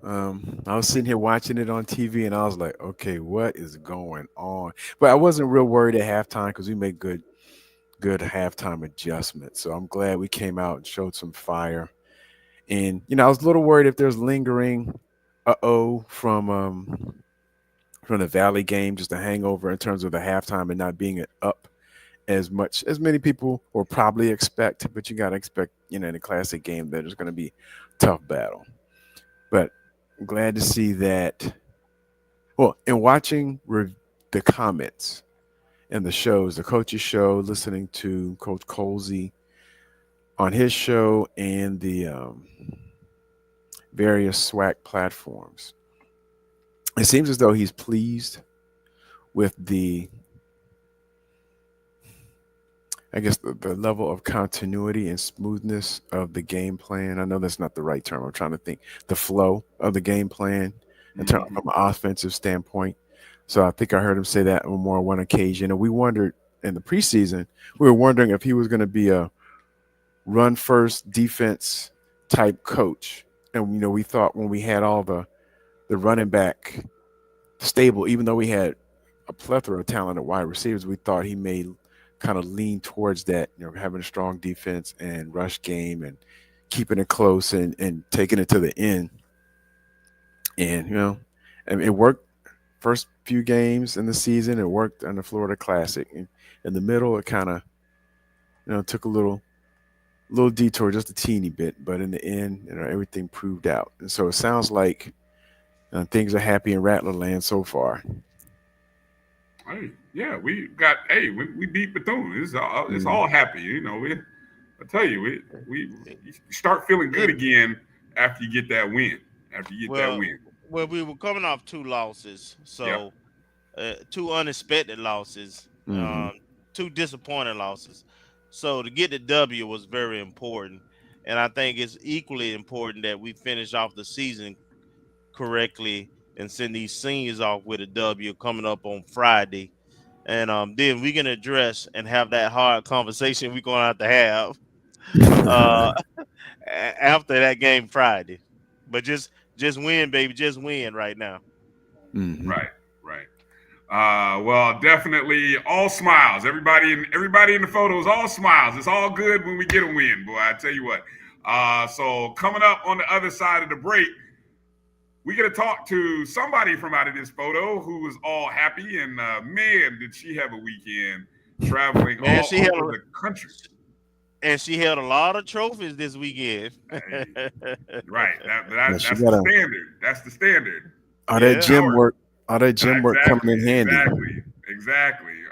Kelvin, where was it? You should have sent me the photo you had. You're right. You're right. I did post it. Okay, see, I didn't see that. But our AD is coming up next. Miss Angela Suggs is coming up on the other side of this break. We'll talk and we'll find out about the amazing weekend that she had, lifting trophies and traveling around the country, and talk about what's happening this weekend for Rattler Nation as we get ready to send off our football seniors in their final home game at Bragg Stadium. So hang tight with us. Any questions that you have, feel free to drop them in the chat, and we'll see if we got time to get to them. So hang tight with us. You're watching the ONG Strike Zone right here on the Black College Sports Network. We'll be back in just a moment. HBCU football fans, a champion will rise at Mercedes-Benz Stadium on December 14th. MEAC champions, SWAC champions, the Cricket Celebration Bowl, crowning an HBCU national champion. For event and ticket information, visit thecelebrationbowl.com. This is Bryan Fulford. AD Drew and I are co-hosts of the BCSN Sports Wrap. We talk about all things related to HBCU athletics. From the games, teams, coaches, and fan interest stories, we cover it all. You can find our shows on Facebook at BCSN Sports Wrap, YouTube at MyJBN Online, and everywhere you listen to podcasts like Anchor, Spotify, Google, and Apple Podcasts. You can also find the show on the Jericho Broadcast Network's app. Make sure to download. We look forward to you joining the conversation and being a part of the show. Looking for the ultimate cultural experience of 2025? The Zora Outdoor Festival of the Arts is where you need to be. From January 31st to February 2nd, Eatonville, Florida will come alive with incredible live performances from the Levert Experience and the Bar Cave. Immerse yourself in interactive art.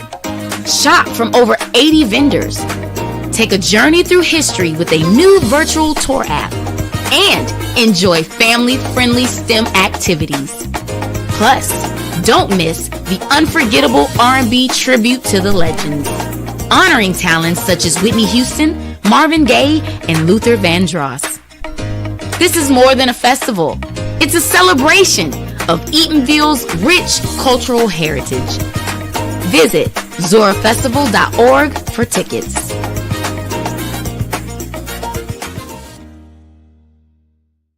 ESPN Band of the Year returns to Atlanta on December 13th. 4 marching bands will qualify for the big stage, where 2 national champions will be crowned. Follow us on social media for rankings updates throughout the season. And join us at Mercedes-Benz Stadium on December 13th. For event and ticket information, visit bandoftheyear.com.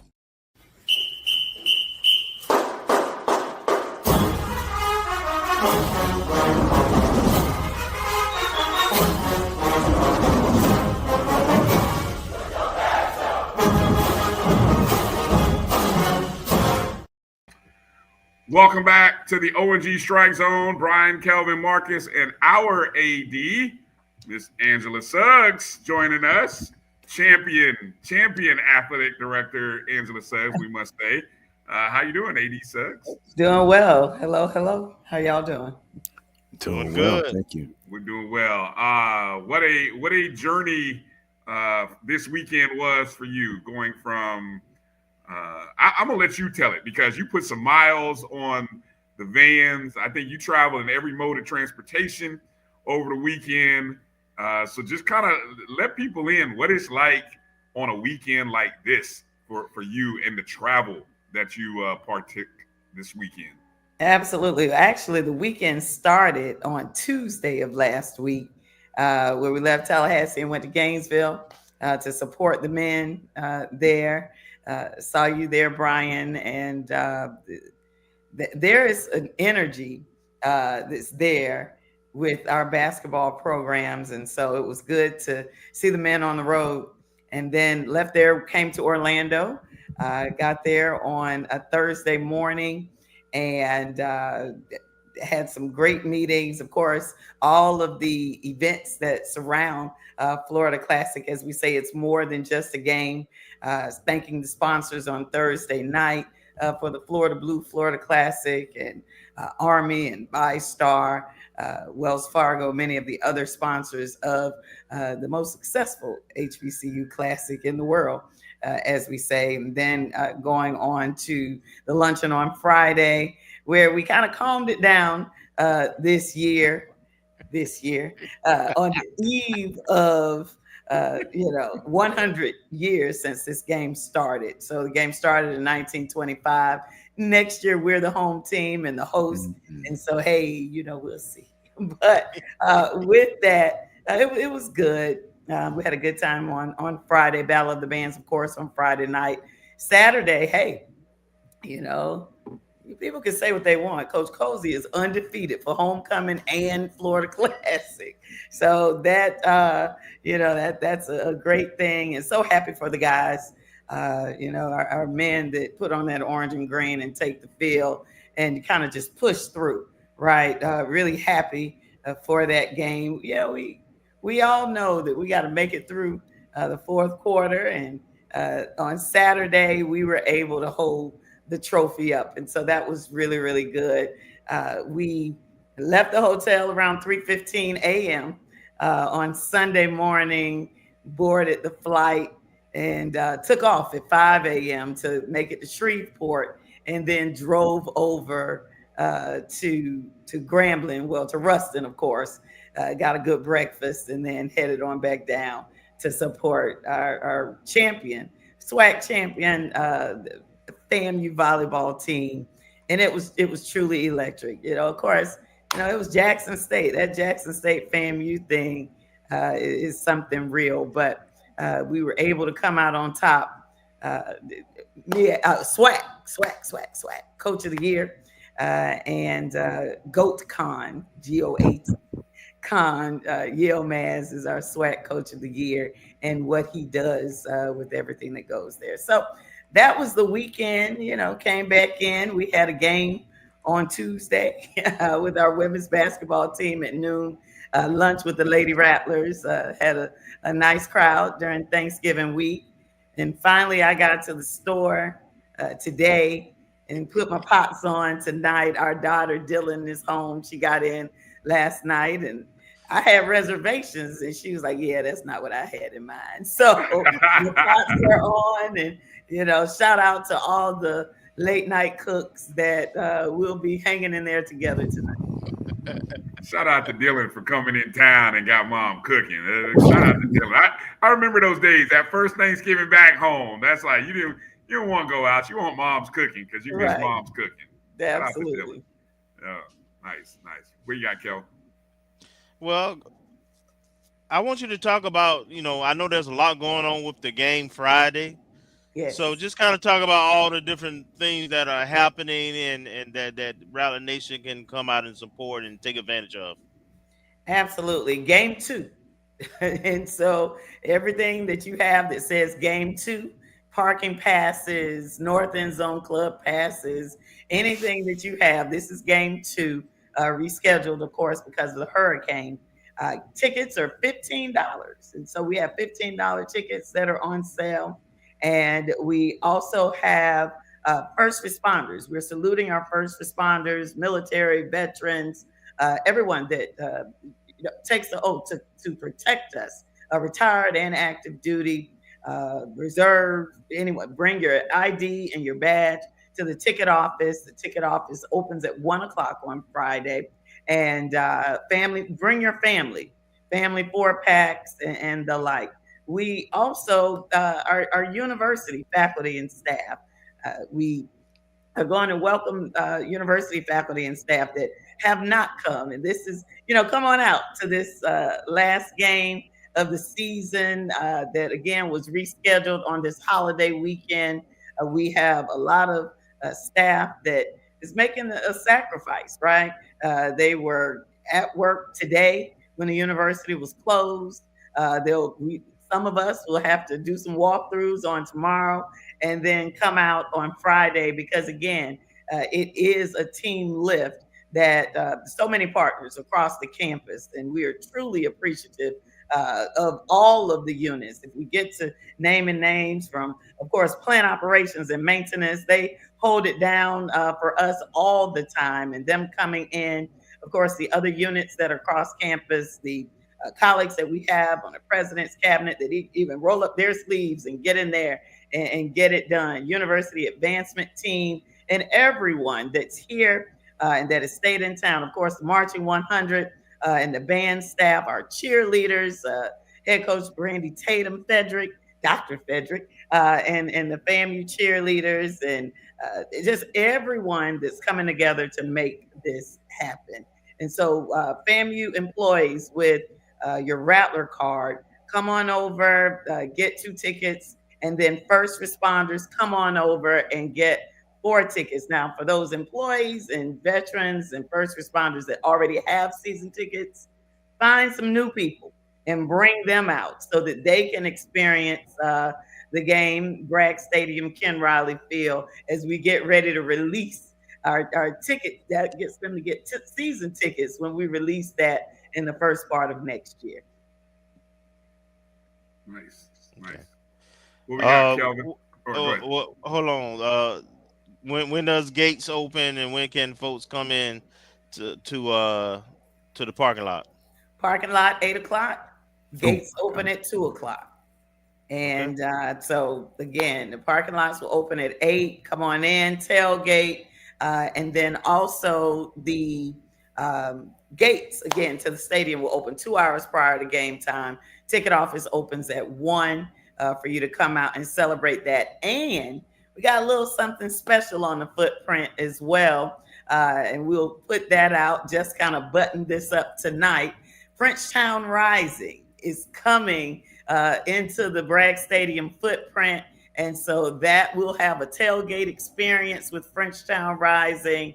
And so we'll have a sound stage with some amazing acts. Legacy Jack, Steve Walden, DJ Lil Boy, and Ayana Sharice. And so that's going to be good. Again, it will be on the footprint. We'll walk up there tomorrow and figure out what's going to be the best space for it. But we're going to have a great time on Friday for sure. So show up, Bryan. I'm there. I've already reserved my credentials. The car is gassed up. I will be there. I'm making an appearance. I don't have to work. All right, that's what I'm talking about. Oh, stop it. What you got, Marcus? Well, first and foremost, I am so glad to actually be on the show with VP Suggs. The last two I missed. I know. And so it's good. Like, well, what's going on? And I know we briefly crossed paths at the MEAC SWAC challenge, and I was tired. And you mentioned you had my daughter on, and I was like, kind of like half dazed. But I'm glad to finally be on with you. And actually, we were probably at FAMU around the same time, because I do vaguely remember you in passing back then. I guess one of my questions about this weekend's game, given that it's, I guess the deferred game, the hurricane postponed game, what logistics as it relates to, I guess, the non-traditional time of it being held, the not necessarily encroachment, but high school playoffs are going on. It's Thanksgiving weekend when folks typically may be traveling and the students may not be there. What logistical challenges and or other challenges are we having to overcome to make sure we have a pleasurable experience and well-attended game? Sure. Great question. Again, it's Thanksgiving weekend. Now, for me, having grown up a Rattler, I remember when Florida Classic used to be Thanksgiving weekend. And that's been a long time ago. But then also growing up the child of an Alabama State grad, we would tailgate in the parking lot on Thanksgiving Day because my dad would go back all the time for Turkey Day Classic and that kind of thing. So I kind of put, that hat on. The team members across the campus as we started to talk about this, because of course this game was rescheduled before I even came on board. And so coming into this situation and saying, hey, I know it's Thanksgiving weekend. I know you may have plans, just to all the different unit heads, division heads, that we all come together to make this happen. We just started talking about it. But you know what? The support has been amazing. Our interns that are staying back or going home and coming back. And we have some of the hardest working interns that you'll ever want to meet. And just see the commitment of everyone that's there. Again, the university was closed today, but the ticket office was open from 10 until 2. Shout out to Jason Davis for holding it down in the ticket office, and others that came up. Mike Smith came up and was answering the phones and everything. And so it was just a really, really good experience. You had the team practiced today and others that were coming through. Shout out to Metz, who's going to feed the team with a special meal tomorrow afternoon, as well as our women's basketball team. Shout out to Coach Cromar, who I know was on earlier, but of course, Coach Pressure and the rest of that staff and the ladies that are here, and just so many others. But in terms of pulling this around, it's the fact that we are doing this operation during a holiday, a 3-day holiday week at that. And so again, the sacrifices of everyone that's coming in is truly appreciated, but it definitely shows the family and the connectivity and the commitment to the support of the program and the success of Friday. Thank you. Another quick question, actually two. Where can we get those shirts? This one that I have on, or something similar that right. shows support for volleyball. Absolutely, and so we are definitely. Barnes & Noble has always been a great partner in terms of putting team gear in the campus store and online. And so, of course, with this championship and everything else, we're going to work to have them in there. Now, this is the team issued gear. You know, every school has it. And so this is one of their travel shirts and everything. And so that's team issue gear. Understood. Exclusive merchandise. Yes. Right. Yes. And I guess a follow-up. Since there happens to be a game, and I know it's senior day. Yes. And military appreciation day for the football team, but is there any likelihood that the volleyball team might get a little shout out during the game? Absolutely. We're gonna shout out volleyball, and a lot of the ladies again have gone, to be with their families and everything in terms of getting ready for Sunday for the watch party. And then we'll put some information out about that to see where we're going next. But again, volleyball champions, they just amazing. And guess what? Guess what their SWAC record was this year? There's that number again. Oh my goodness. Oh my goodness. How did I miss that? How did we miss that, Kelvin? Good Lord. Right. 19-0. Wow. Look at that. 19-0. But again, those are just amazing athletes, the coaching staff again. But all of our athletes, because the men are at Clemson on Friday, as Coach Cromar already mentioned. The women are in Atlanta at Georgia Tech on Sunday. On Tuesday, the men will be back in Lawson against Presbyterian at 7 p.m. Across the board, I couldn't ask for a better team of coaches, a better team of 400 plus student athletes that, again, it's there. It's there. We've just got to show it to Rattler Nation in terms of bringing Rattler pride back bigger, better than ever.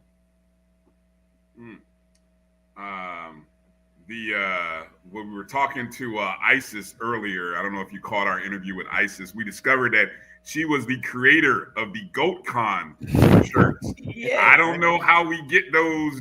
I know Coach GoatCon doesn't want them to be duplicated, but I think Isis could. I think she might have a little thing going, and if we could find a way to mass produce those or limited edition. I know Coach GoatCon will not like it, but it would, hey, figure out a way to make it move for the program for sure, like that.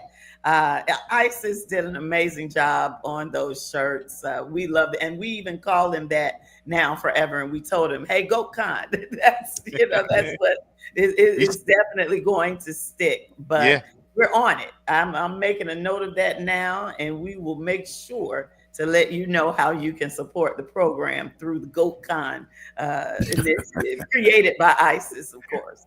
Exactly. All right, a couple of questions here from the chats. So if you got them, ask them, get them in there quick. I know Larry Sargent, get yours in there.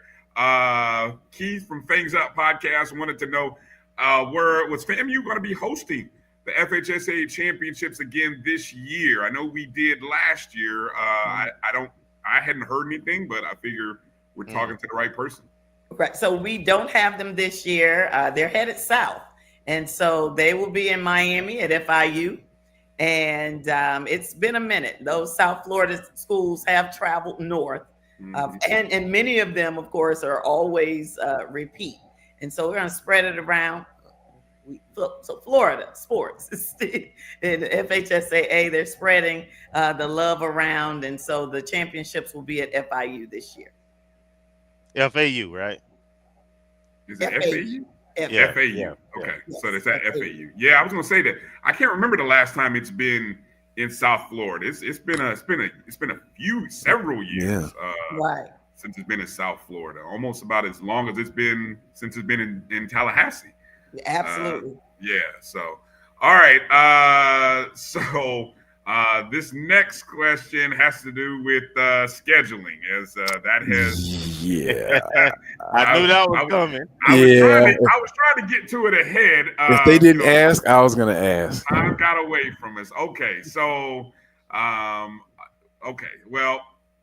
okay, so I'll put it up here. Larry's question again. Larry, obviously Larry, good questions here. Larry wants to know about the UF and Georgia games on the future schedule. Now, previously, I think Florida was on the schedule for 2025.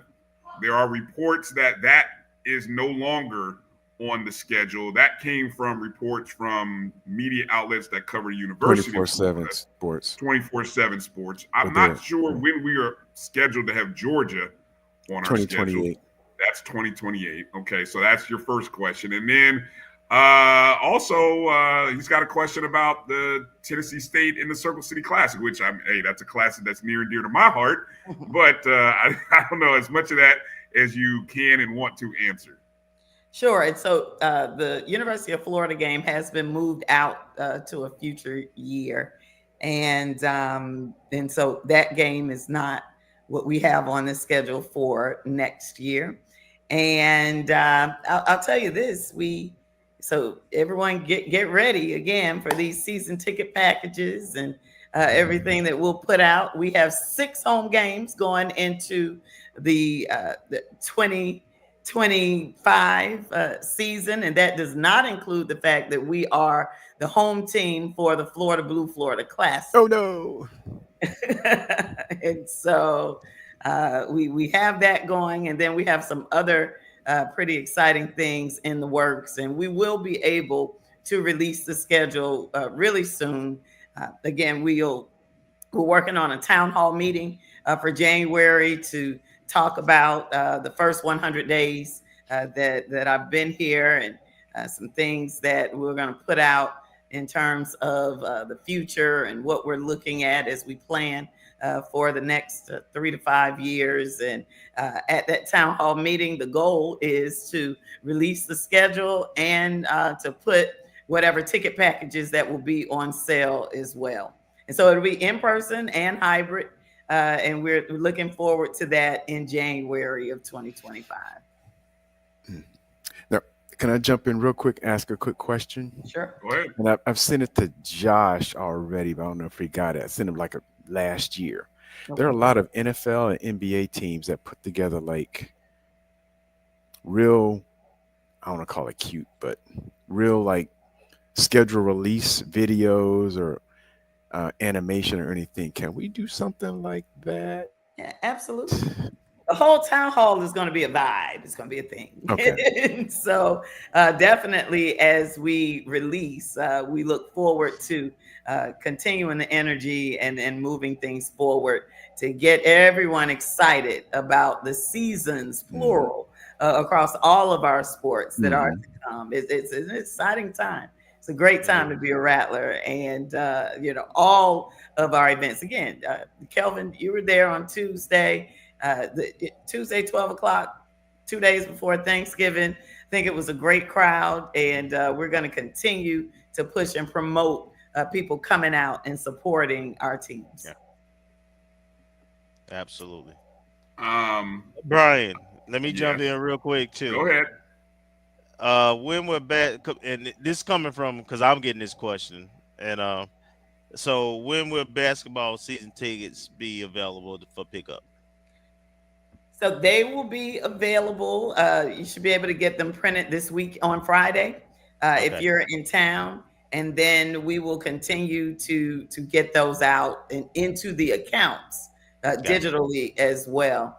The biggest piece to this $100 season ticket package, and if we can sell 500 of them, right, or sell 1,000 of them, that's where we're looking to continue to move forward, right, in terms of the revenues to support our revenue generating programs, particularly our basketball program. So we want to get you in there, get these pictures, get them out to our sponsors, get the concessions rolling.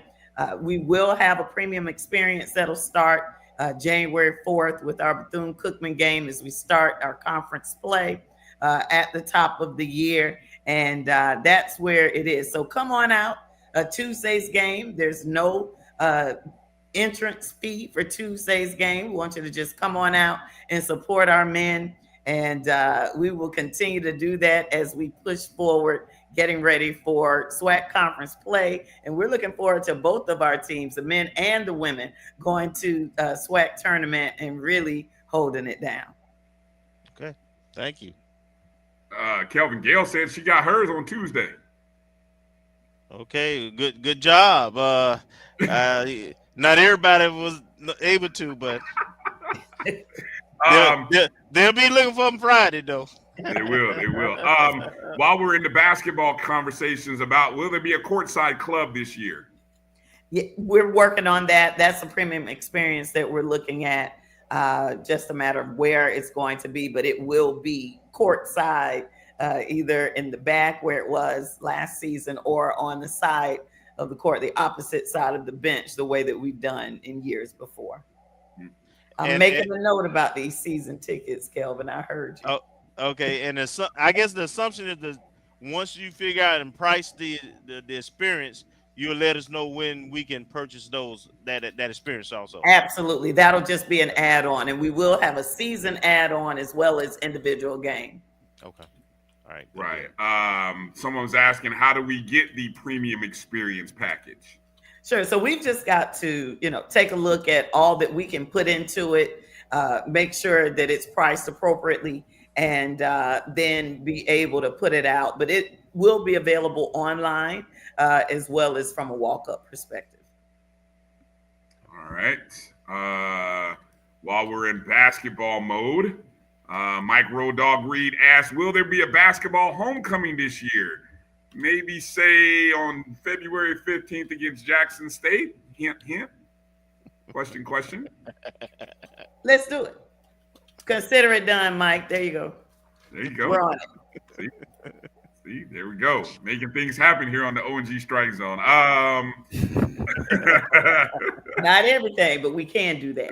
See, something. Right. Thank you for clarifying.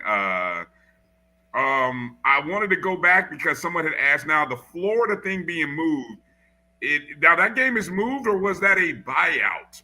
No, it was moved. It was moved. Okay. Yes. Okay.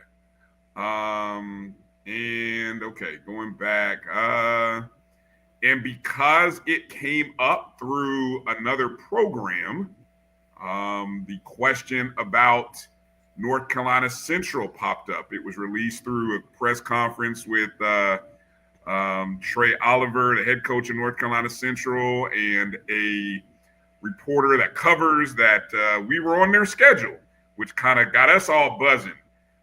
Can you shed any light about that? That was on their press conference. Well said. That was on their press conference. Okay, so folks, again, that's what they said. So we'll table that and see how that goes. Okay. I think North Carolina Central is great. They're a great school. The team is doing well. Definitely hats off to Trey Oliver and the success that they've had this season. And so we look forward to releasing our schedule, and who knows, we'll see. Yeah, I know. I've already been hit up. Their quarterback is already looking for me for some reason. Like I was looking for him. He's already looking for me, and he's like, I can't wait to come to Tallahassee. I'm like, I don't know anything about that. I can't help y'all. So I don't know. I'm just Tallahassee is a great place to be. It is. That's what I keep telling. It's a great place. It's a great place. Okay. Let's see. Oh, this one comes from AD. Ask about. Let's see. How is it being on the other side of the Florida Classic this year, having gone from running the Classic to being an admin for FAMU? So I didn't run the Classic, but definitely our friends at Florida Citrus Sports and everything that we've done there with them. And I actually was a part of the Florida Classic Consortium board before I left and had the opportunity to work with Steve Hogan and Shannon Clark and Matt and Carlin and all the folks there at Florida Central Sports. And then, of course, going to the Florida Sports Foundation and doing so many great events there. Everything from Pro Bowl to now the new Pro Bowl games, which is back in Florida for multi-year, and just all of the amazing events that happen there in the Orlando area. Really, for me, it goes all the way back to being a little girl, going to Florida Classic, to now coming back and walking up on that stage and being there with the other members of the FAMU leadership and coach and the players and just all of that. Every sideline is surreal for me. But coming back to Classic in this role that I'm so honored to serve in, it definitely warmed my heart for sure. All right. For the out-of-town Rattlers, I think Marcus here represents this question coming from the out-of-town Rattlers. It has to do about considering allowing payments for, I guess, investing in champions year-round as a way, I guess, I don't know, you mentioned something about payroll deductions for internal stakeholders, and I guess, is there any consideration of creating something like that for out-of-town Rattlers? Certainly there is, and working with the Rattler box office, Regina Battle, of course, and Jason, as I mentioned, Courtney that's there, and that team that's there. We just need to put the information into the accounts even before we have the season, right? And that would allow you to make payments on your account all year long. The other institutions do it.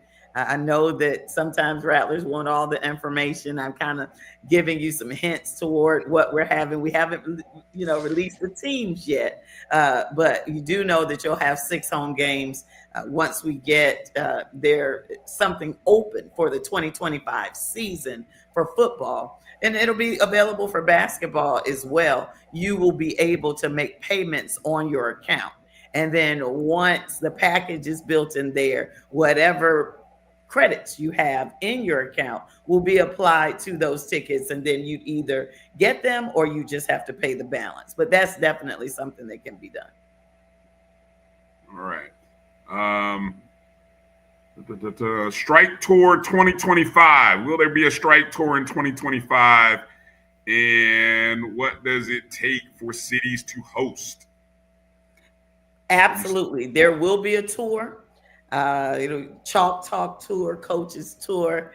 It's definitely in terms of us coming out, bringing the coaches, because that's who will headline these events. Our coaches, as they talk about what's to come for next season and being able to raise resources for the program. What will it take to host? We will definitely get that information to you as soon as possible. All right. Kelvin, Marcus, anything that I didn't ask, because I know we don't want to keep 80 Suggs too long, because I don't know what might be cooking on the stove or in the oven. I don't want, I don't want to have my brother or Dylan upset.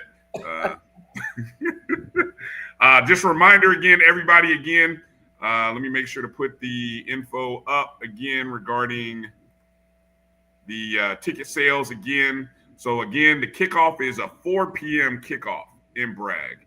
Friday, general admission $15, and of course, there's the information here for first responders appreciation day. Please share the information with the local community. I have, for some reason, AD Suggs, that people seem to think, I'm not gonna say who, but there are people who seem to think that Rattler Nation is like not going to be in town for this game. Like, there are some wild numbers that people are saying, like, oh, you guys will be lucky to draw 5. You'll be lucky to draw 9. I'm telling y'all now, we will have, I've said it, there will be more than 5. There will be more than 9. There will be more than 10. Please, Rattler Nation, don't make me look bad. But I just feel that confident that there will be a good crowd in Bragg for this home game. I just want to say that publicly. So I'm from Tallahassee. My parents are from the backwoods of Alabama and Georgia. So I'll just put it this way. Come see. There you go. There you go. Hey, Be there. I'll be there. you know where to stop by. We'll be there. Our crew. Hey, this is a lifestyle. This is how we live. That's right. We ain't faking. We will be there. But it's going to be a great time. Again, we want to see everyone out there. And while it is a Black Friday sale, the color is green. So the color is green. My question. Okay. For Friday's game. The color is green. But wear whatever color, orange, green, white, gray. Just come on out. We'll see you there in Bragg Stadium, Ken Riley Field. All right. Thank you. Thank you for just being you, and thank you for. I really enjoy kind of watching how you move, how you make things happen, how you're just in the right spot in the right place, and again, somebody asked, like, when you do the town hall, will there be questions? I didn't even want to put that up because, of course, I mean, AD Suggs, she answers questions. You ask, look, just example today, impromptu, no rehearsal, questions. You ask and she'll answer, and if she doesn't know, she'll find out and get back to you. That's what she does. So yes, that's there. All right. All right. What's the favorite dish? What's your favorite dish for tomorrow? Chitlins, hands down. Okay. Come on. Some hot sauce, some cornbread. I'm a Midwestern city boy. I don't know nothing about that. So I know I married one. Yeah. Exactly. There you go. I don't know nothing about it, but I'll take y'all word on it. But we're on our way. Probably have about 27 dishes on the table by tomorrow. We eat late, so it'll be 6:30. So our folks, they go around the city. The Tallahassee has a turkey trot that passes by the house, and so it'll be a good day. It'll be a good day. All right. Well, again, thanks for your time tonight. Always appreciate you stopping by, and you and the family have a great Thanksgiving. We'll see you on Friday. Happy Thanksgiving. Yeah. Happy Thanksgiving. Happy Thanksgiving, Rattlers everywhere, and we'll see y'all on Friday. Yes, indeed. All right. Alrighty. Be well. Thanks, Marcus. Glad you were with us tonight. Yes, thank you. All righty. Bye, y'all. Bye. All right, exactly. Boy, I'm telling y'all. Hold on. This is a great question. Kylan asked this: what time is dinner tomorrow? Noon to 2, 2 to 4, 4 to 6, or after 6? We already see AD Suggs said she's after 6. What about you, Marcus and Kelvin? Man. He missing one thing. All the above. I don't stop eating. But there's got to be a point where's okay. Maybe this is what time is the first plate? First plate. A. Jesus. Get it in right with the first game. What about you, Marcus? I'm closer to B because I usually don't eat anything up until because I know I'm gonna get it all in. So I might have like a little something to drink or like a smoothie or something, but I don't load up for breakfast. So I know I got to get it right around B. C is too late. When I was, let me see, I think usually B. I used to fall into the B category. Now, I don't know. I don't know what's tomorrow. I don't know what tomorrow's going to look like. It's a potluck tomorrow. I have no idea. So I'll be, whatever time I cook something, that's what time it'll be. So, let's see. Yeah. So again, just to sort of, I will share a bit of information that I have regarding our schedule. I can tell you, and this will be, this is something I can share with Rattler Nation. While we're talking about home games for next year, we can tell you that there will be a bit of a homecoming game for a Rattler. We've learned that Albany State will be coming to Bragg. Albany State, of course, coached by none other than FAMU legend, FAMU Hall of Famer Quinn Gray, will be making his homecoming appearance to Bragg Stadium in 2025. Marcus, when we were talking earlier, as we talked about the schedule, we know right now. So let's talk about what we know, what we think we know, or let me rephrase it. What we know and what is not official. Okay. So what we know, South Alabama appears to be on the schedule for 2025. And again, this is a 12-game schedule opportunity next season. Mm-hmm. So we're really talking 4 out-of-conference games. We have the 8 conference games. We have 4 of them at home, including the Florida Classic. Well, that's considered a home game. Yeah, that's a neutral site, but I mean, not a brag. It's neutral site, but it's considered with the home team. Right, it's the home team. But as A.D. Suggs said, that means 3 SWAC teams and 3 non-SWAC teams, because she did say 6 home games next year. Mm-hmm. So that means 3 SWAC teams, 3 non-SWAC teams. So Albany State would be one of those. It could be 4. Let me see. No, it's only 3. No, only 3? Because we got Bama State, Jackson State from the east.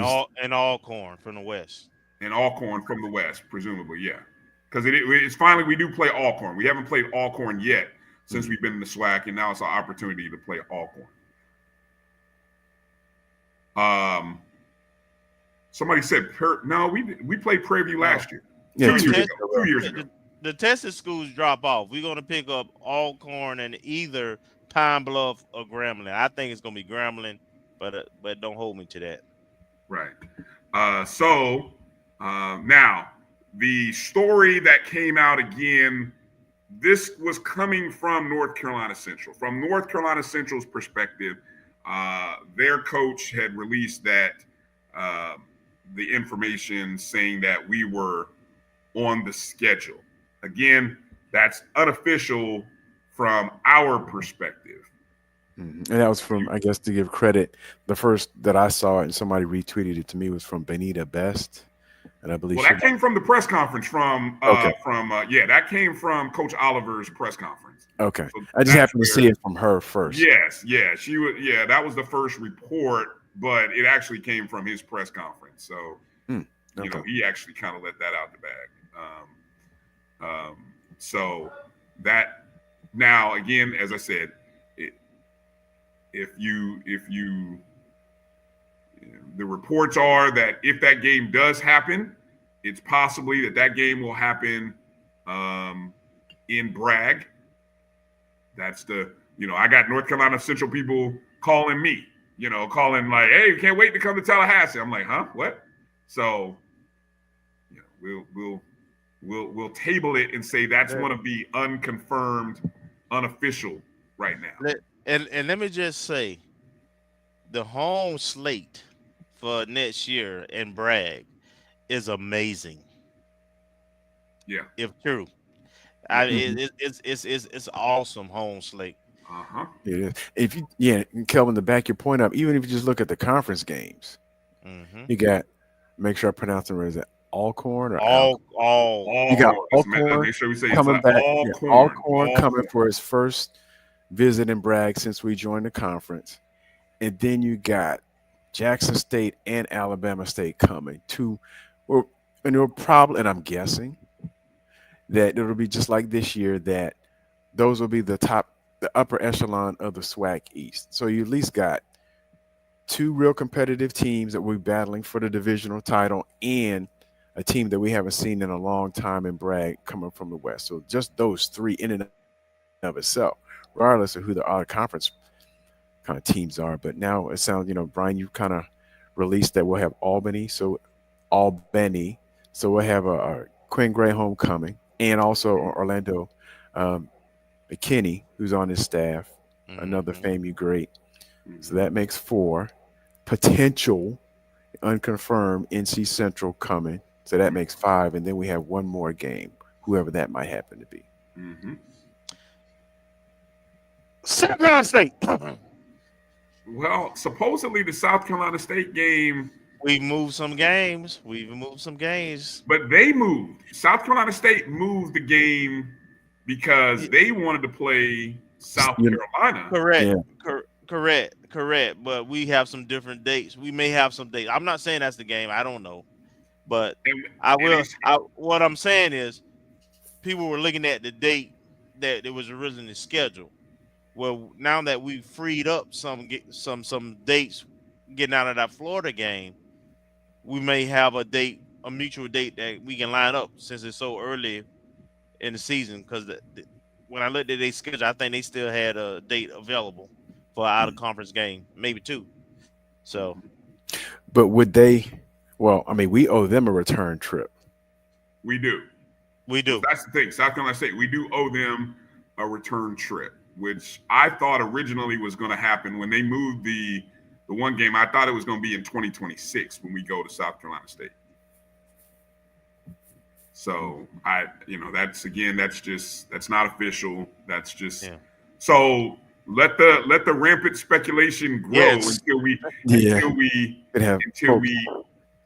searching FBSschedules.com, all try to figure out the 6th game. Yeah. If the other 5 does South Alabama count as a money game if we go there? Well, I mean, they're FBS. We ain't going for free. Yeah, we're FBS. So my assumption is FAMU has been pretty good about when we sign deals with FBS games. I've seen Delaware States of the world, Bethune, they'll go for the 175, 200. My assumption is I've never seen us sign anything for less than 325. So I'm assuming we're in that ballpark for that game. But is this the first? I'm trying to recall. Well, no. Troy. I guess Troy would be considered a G5. I don't know what that game contract was worth. Yeah. Because I can understand for like a Power 4 team, but for a G5, I don't know what the going rate happens to be. And I'm not disputing you, Kelvin. I'm just wondering, they don't have the same deep pockets like a Florida or a Miami. That's not our problem. Well, true. If they want the brand, they have to pay for it. Yeah, I'm sure we wouldn't sign anything for less than 300. So with the question is with a D1 team in South Alabama, a Division II team in Albany, possibly the North Carolina Central game, who would be the other potential FCS game? That's still to be determined because, again, Tennessee State or South Carolina State. That's my guess. Yeah, hey, that would be nice. That would be nice. I kind of like one of those. Well, I don't know if we want to tangle with Mercer because they have a pretty tight defense. But even a regional PWI like a Mercer or the startup West Georgia that just moved up from D2 this season. Next year. I guess next year is their first true season in FCS. I mean, that might be a good regional game. I don't know how much of a draw would be due to lack of familiarity, but in terms of strength of schedule, it would be nice. And like I was mentioning before, I know you and I, all three of us talked already as well. Just looking at our schedule between Jackson State and potentially NC Central, we have 2 teams that are either in the final regular season top 25 this year, and NC Central being the first team and the others getting votes. They're like right there on the cusp. So that's 2 highly ranked teams there. And if the Tennessee State game comes through, if that's actually on the table, they're in the top 25 as well. Yeah. Or South Carolina State. So you're looking at least 2, maybe 3 teams, depending on how things shake out and what negotiations are made and schedules align. 2 or 3 teams who finish the regular season either in the final top 25 or just on the outside. So strength of schedule theoretically is looking pretty good. Absolutely. Now let me address something here because this always gets talked about Atlanta, and I know it becomes really, but I'll say this now because of contractual. Because of contracts with the SWAC or related towards SWAC schools, it's my understanding that the SWAC, that no SWAC teams can play games in Atlanta 30 days out from the MEAC SWAC Challenge and 30 days before the Celebration Bowl. So, with that said, if what EA is hearing, if there is an opportunity to play in Atlanta, it would have to come in the month of October. Not necessarily. MEAC SWAC moved to week 0. Okay. So the traditional last Saturday in September, which has historically been the date, would still be an option. But you're right; it would have to be the last Saturday in September. September, okay. So last Saturday in September or into October, right? Would have to be that game if it did happen in Atlanta.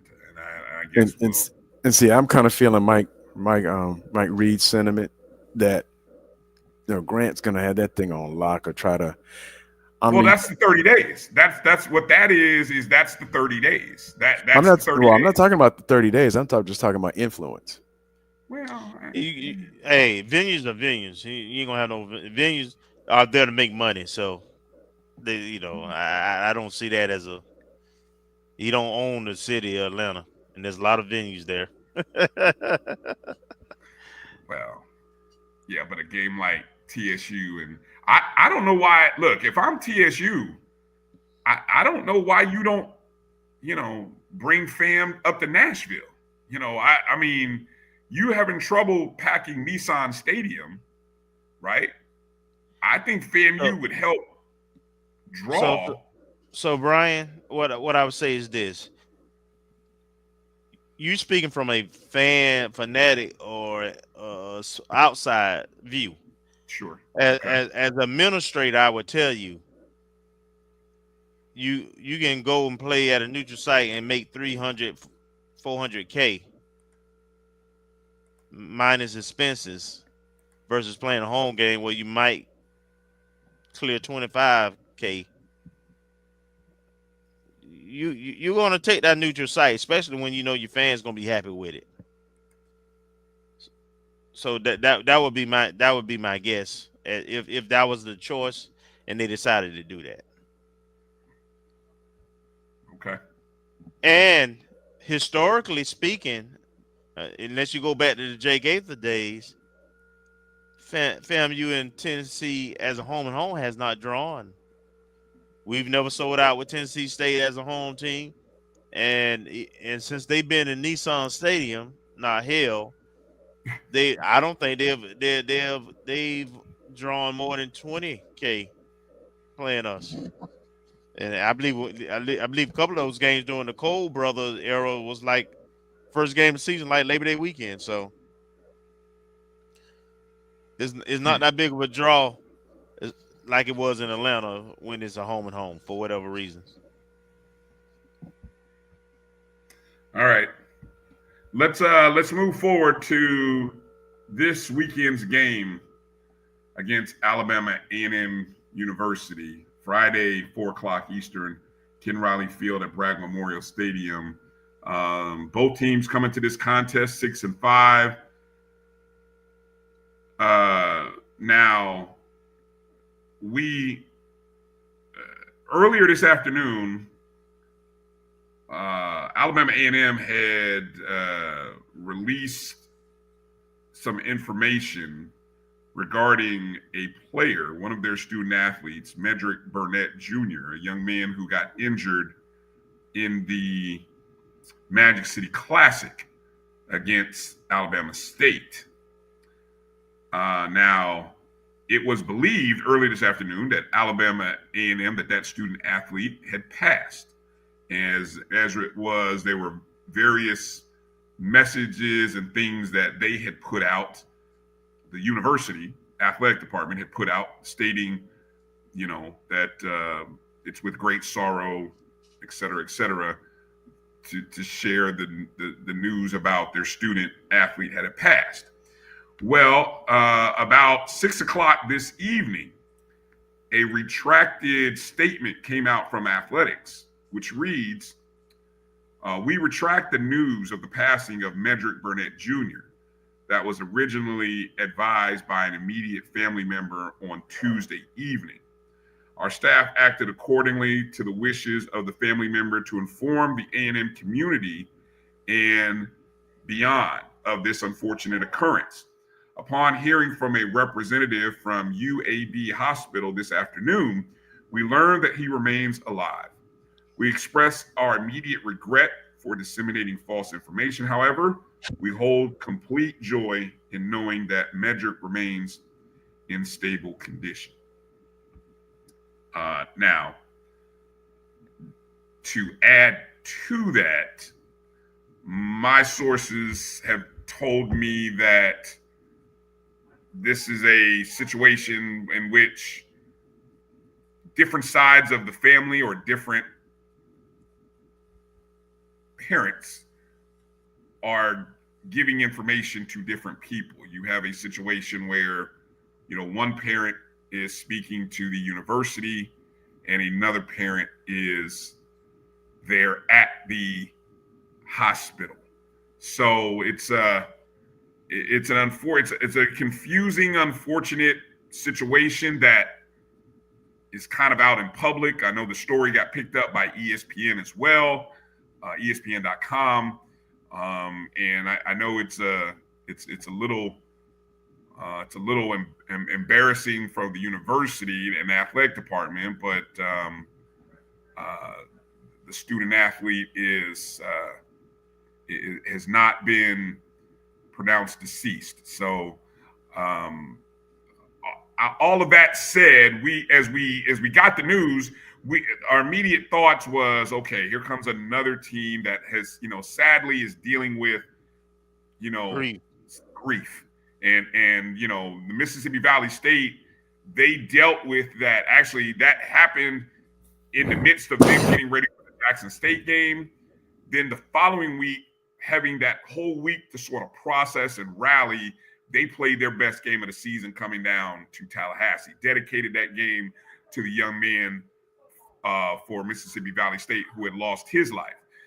And so now Alabama A&M, I don't even know what to make of this and how these young people will process this,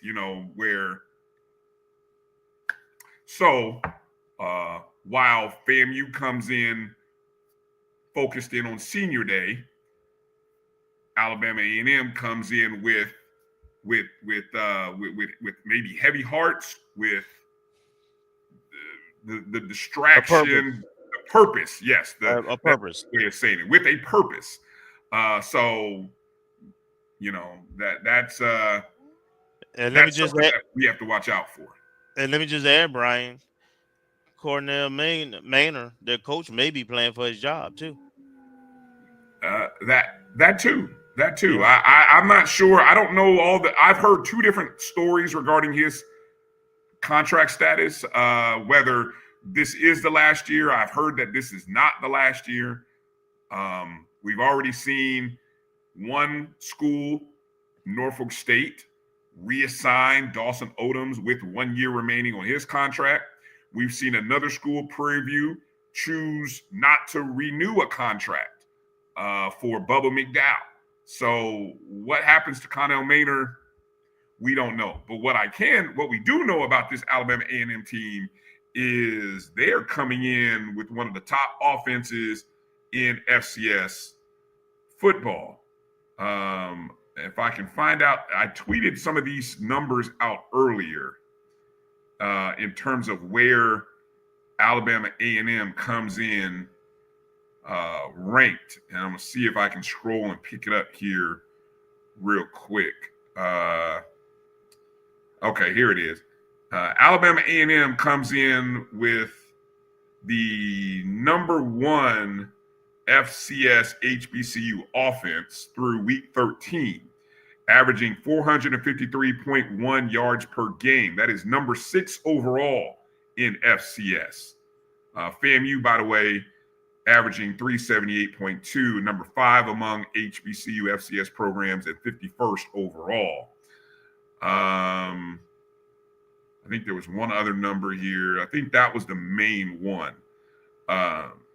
So with that said, and what Alabama A&M has done recently, and if you look at what they have done recently, they have put up numbers recently. I think 3 of the last, they've won, how many games in a row have they won now? 2 or 3 in a row?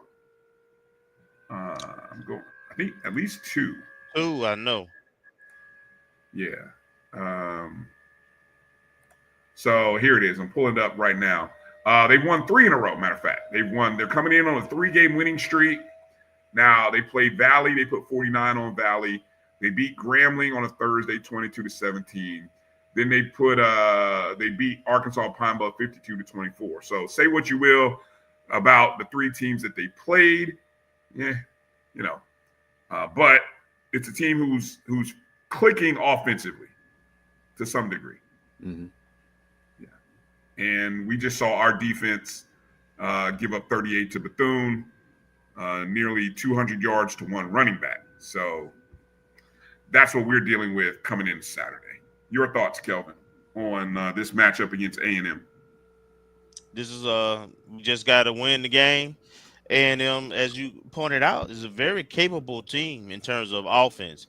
Their defense, they struggle mightily, just like our defense, worse than our defense actually. But they got a big running back in Eaglin who can tote it.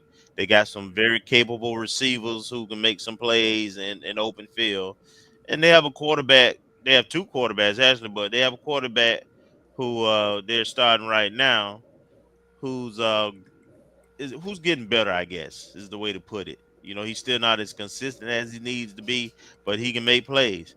This will be the most potent offense that we've played in the last 3-4 weeks, actually. Mm-hmm.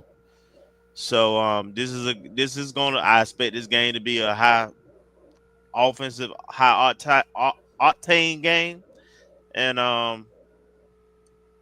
I think we're gonna have to come to play. And I hope that our I think our team will want to send our seniors out right, and I just hope we button up some things, particularly I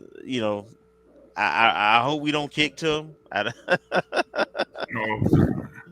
because they got a little guy who can scoot a little bit too.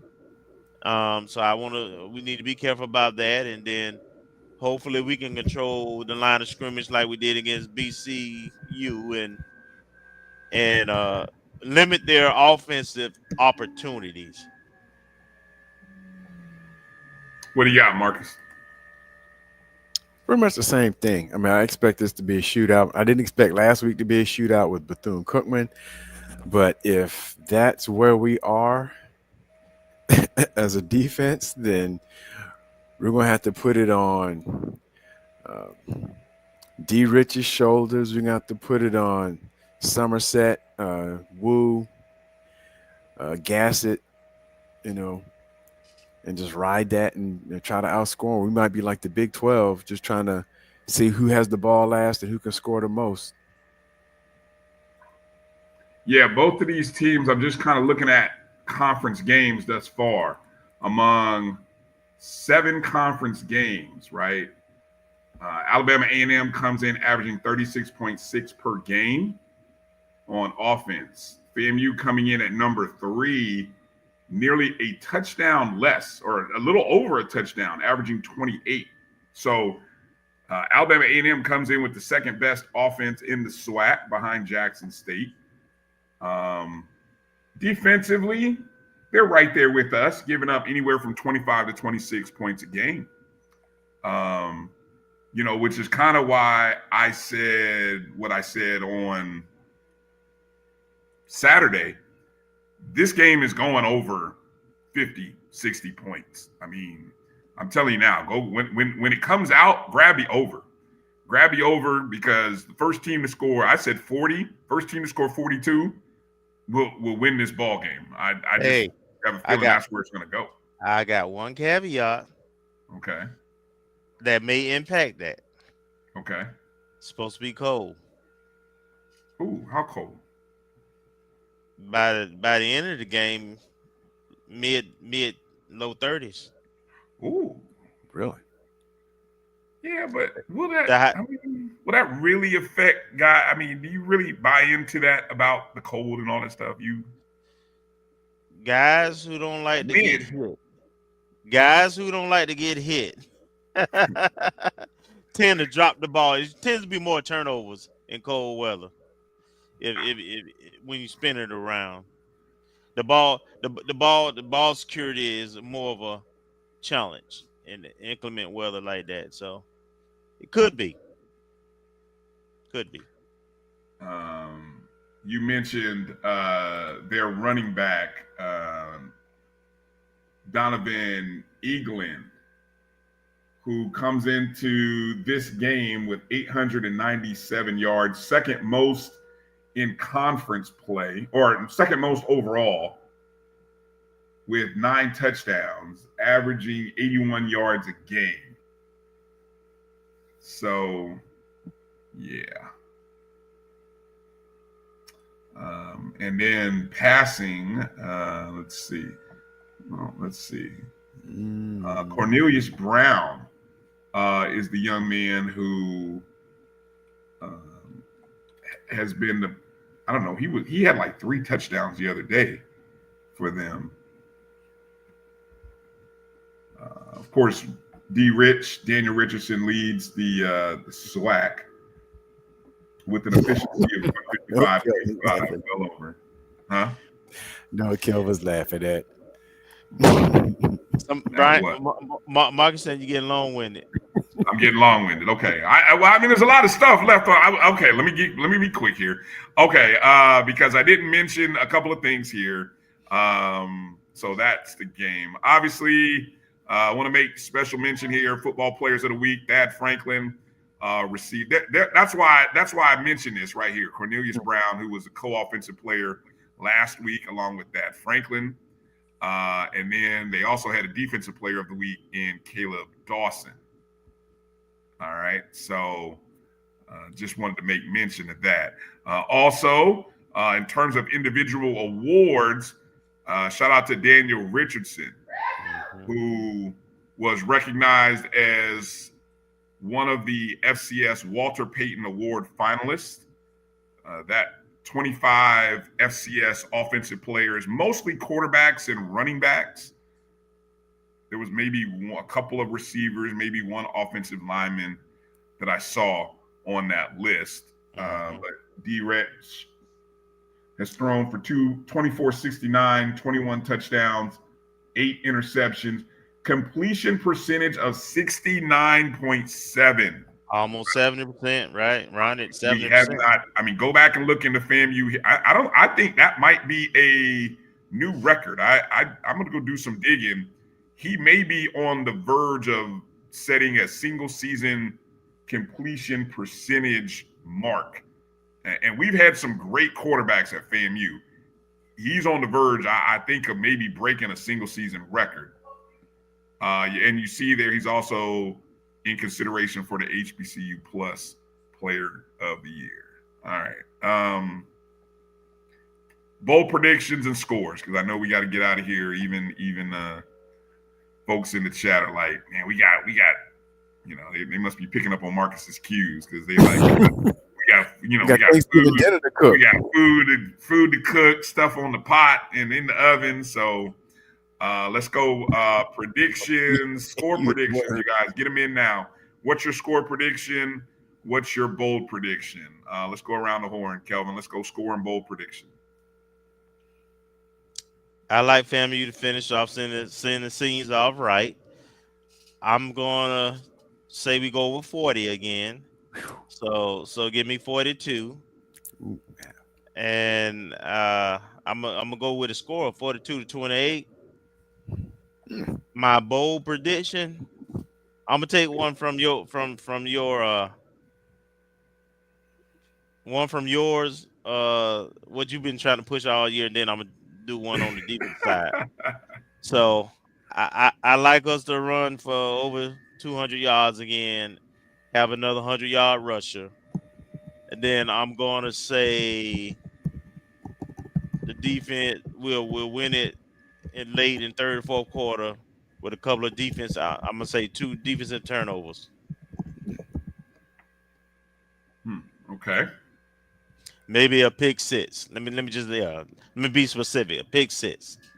All right. So again, you got what you got like 3 different things there. Somehow bold predictions has gone to multi platinum levels here. How many bold predictions are you throwing out there? Are there any 200 plus yards rushing?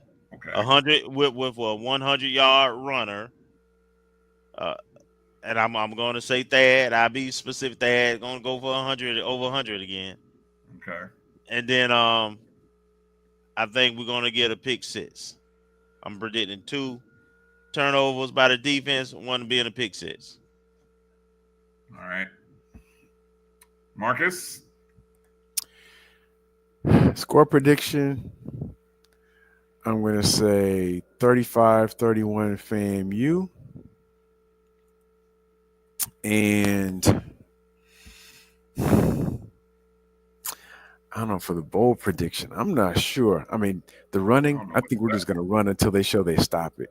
But something that's bold. I'm going to say a trick play TD. I don't know what kind of trick play. I don't know if it's going to be a flea flicker or some kind of halfback pass or something. We're going to say at least one trick play. I know Coach Colsey seems like he's pretty straightforward and conservative, especially wanting to rely on the run game. But I'm going to maybe he's going to pull one out the bag and just allow Coach Burris to get one trick play TD. I like Keith prediction there. Bipolar. Look, if there was a player prop bet, I think you might be on to something right there, Keith. All right. So I'm going 42. Make sure I do the math here. 42-34 final score. FAMU 42, Alabama A&M 34. Remember, I told you somebody's got to get to 42. First team. See, Jimmy Mack agrees with me right there.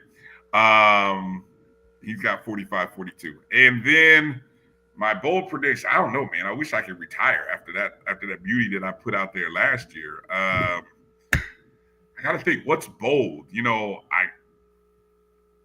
me see. Daniel Richardson's already done the 5-touchdown day. Have we done? Let's see. I'm trying to think what's still out there. What's bold? Have we had a kickoff? We had a kickoff return. We've had a punt return for a touchdown. We've done all that. Have we had the pick 6? Yeah. Scooping score. We had a scooping score. Yeah, Alabama State. Nayron Jenkins. All right. Okay, here you go. Bold prediction. FAMU has over 550 yards of total offense. Good Lord. Okay. Yeah. Well, I'm going with it. I'm going with point. I mean, 550. I mean, I'm not going to try to. I don't care where it comes from. Might be 250 rushing, might be 300 passing. But I'm going 550. I'm specifically saying 550. 550 total offense. Got to do something like that with 42 points, right? Yeah, and you got to remember, this is our quarterback Richardson last game, and all those tight ends last game. So the better prediction, I went running, but the better prediction probably is passing. Mm-hmm. That we go over 350 yards. That's where I wanted to go. That's why I went with the 550. Okay. Yeah. That's why I went with the 550. Okay. The last thing, and then we're out of here. I did want to make mention the latest ESPN Band of the Year rankings came out for the month of November. Now, this is the last rankings released before the official announcement, which comes out, I believe, in 2 weeks. And based on those predictions, the Marching 100 was rated number 2 behind North Carolina A&T, I think it was. Behind North Carolina A&T in the large school division. That's FCS. And I think the only school that is close to catching them was Tennessee State, who was third by a few points. But but the way I understand the voting, they only vote once for each month, right? So they did September voting, they did October voting. This is for the November voting. So that November voting, I believe, is the final vote because you only have like 2 weeks in between to No, I remember the initial conversation with Mr. Grant. They do a final vote. It's like remember he equated this to what you see in the college football playoff rankings, where you have maybe not weekly rankings, but you do have a final ranking. They will do a final announcement. So there's still bands that may submit. Like, for example, I don't know if the Florida Classic performances were because of the November ranking. Bryan, because I know what it takes for logistic reasons and so forth, and to move that different pieces and different, unless they changed it. I remember the conversation too, and I firmly believe they do a September vote, they do a October vote, and they do a November vote, and they have a time, and they have a time frame for that. Yes, so but they do a final announcement. Announcement. But my point is, the final announcement is going to be what the rankings were already, though. You can't submit for November. November, they've already voted. So whenever they came out with that vote for November, if the film wasn't in there, it's not going to be considered. That's all I'm saying. Okay. Well, I mean, look, it's you might be right. Okay. So the FAMU Marching 100 appears to be heading to Atlanta. A&T went last year against A&T, and they won it last year. Yeah. They what? A&T went last year, and they won it last year. Yes, it was A&T and Jackson State, if I remember correctly. Yeah. So. Yeah, okay. Kenya says the final rankings come out December 2nd. That's what I thought. So, all right, we'll see. All right, guys. Well, I think we've hit on a lot. We've covered a lot. Time to go. I don't think there's anything left that we haven't hit on today. So, any final words? The only thing I got to say is happy Thanksgiving to everybody. Thank you for watching our show. We appreciate all y'all. Come by and enjoy the tailgate. Make sure you're in the place Friday. Make sure you dress warm, though. It's going to be a little chilly, but we're going to have chili. We're going to have some gumbo. You know, we're going to have some spirits to lift your spirits.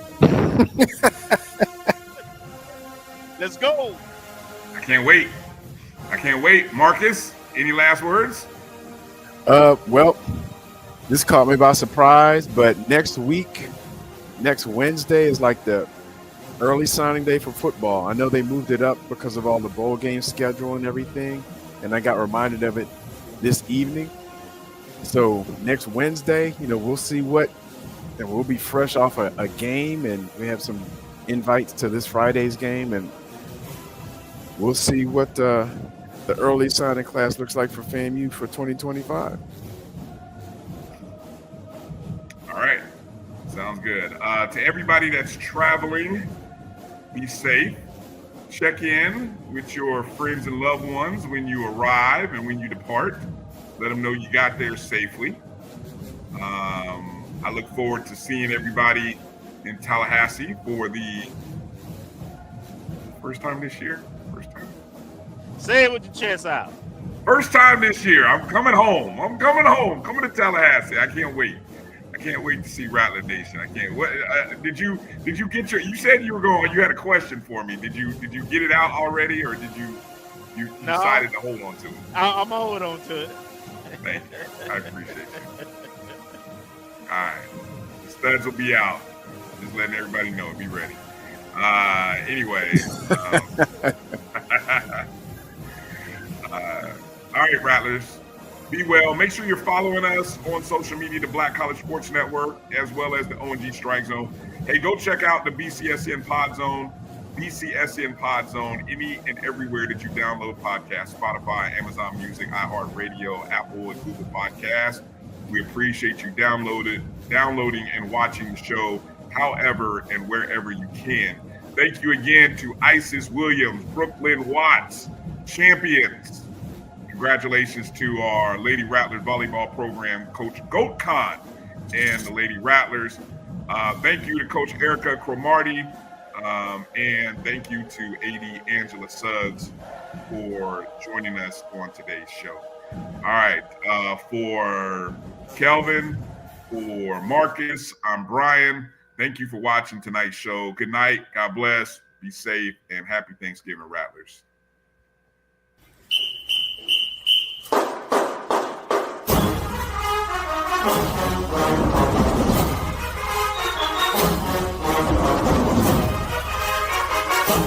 Thank you.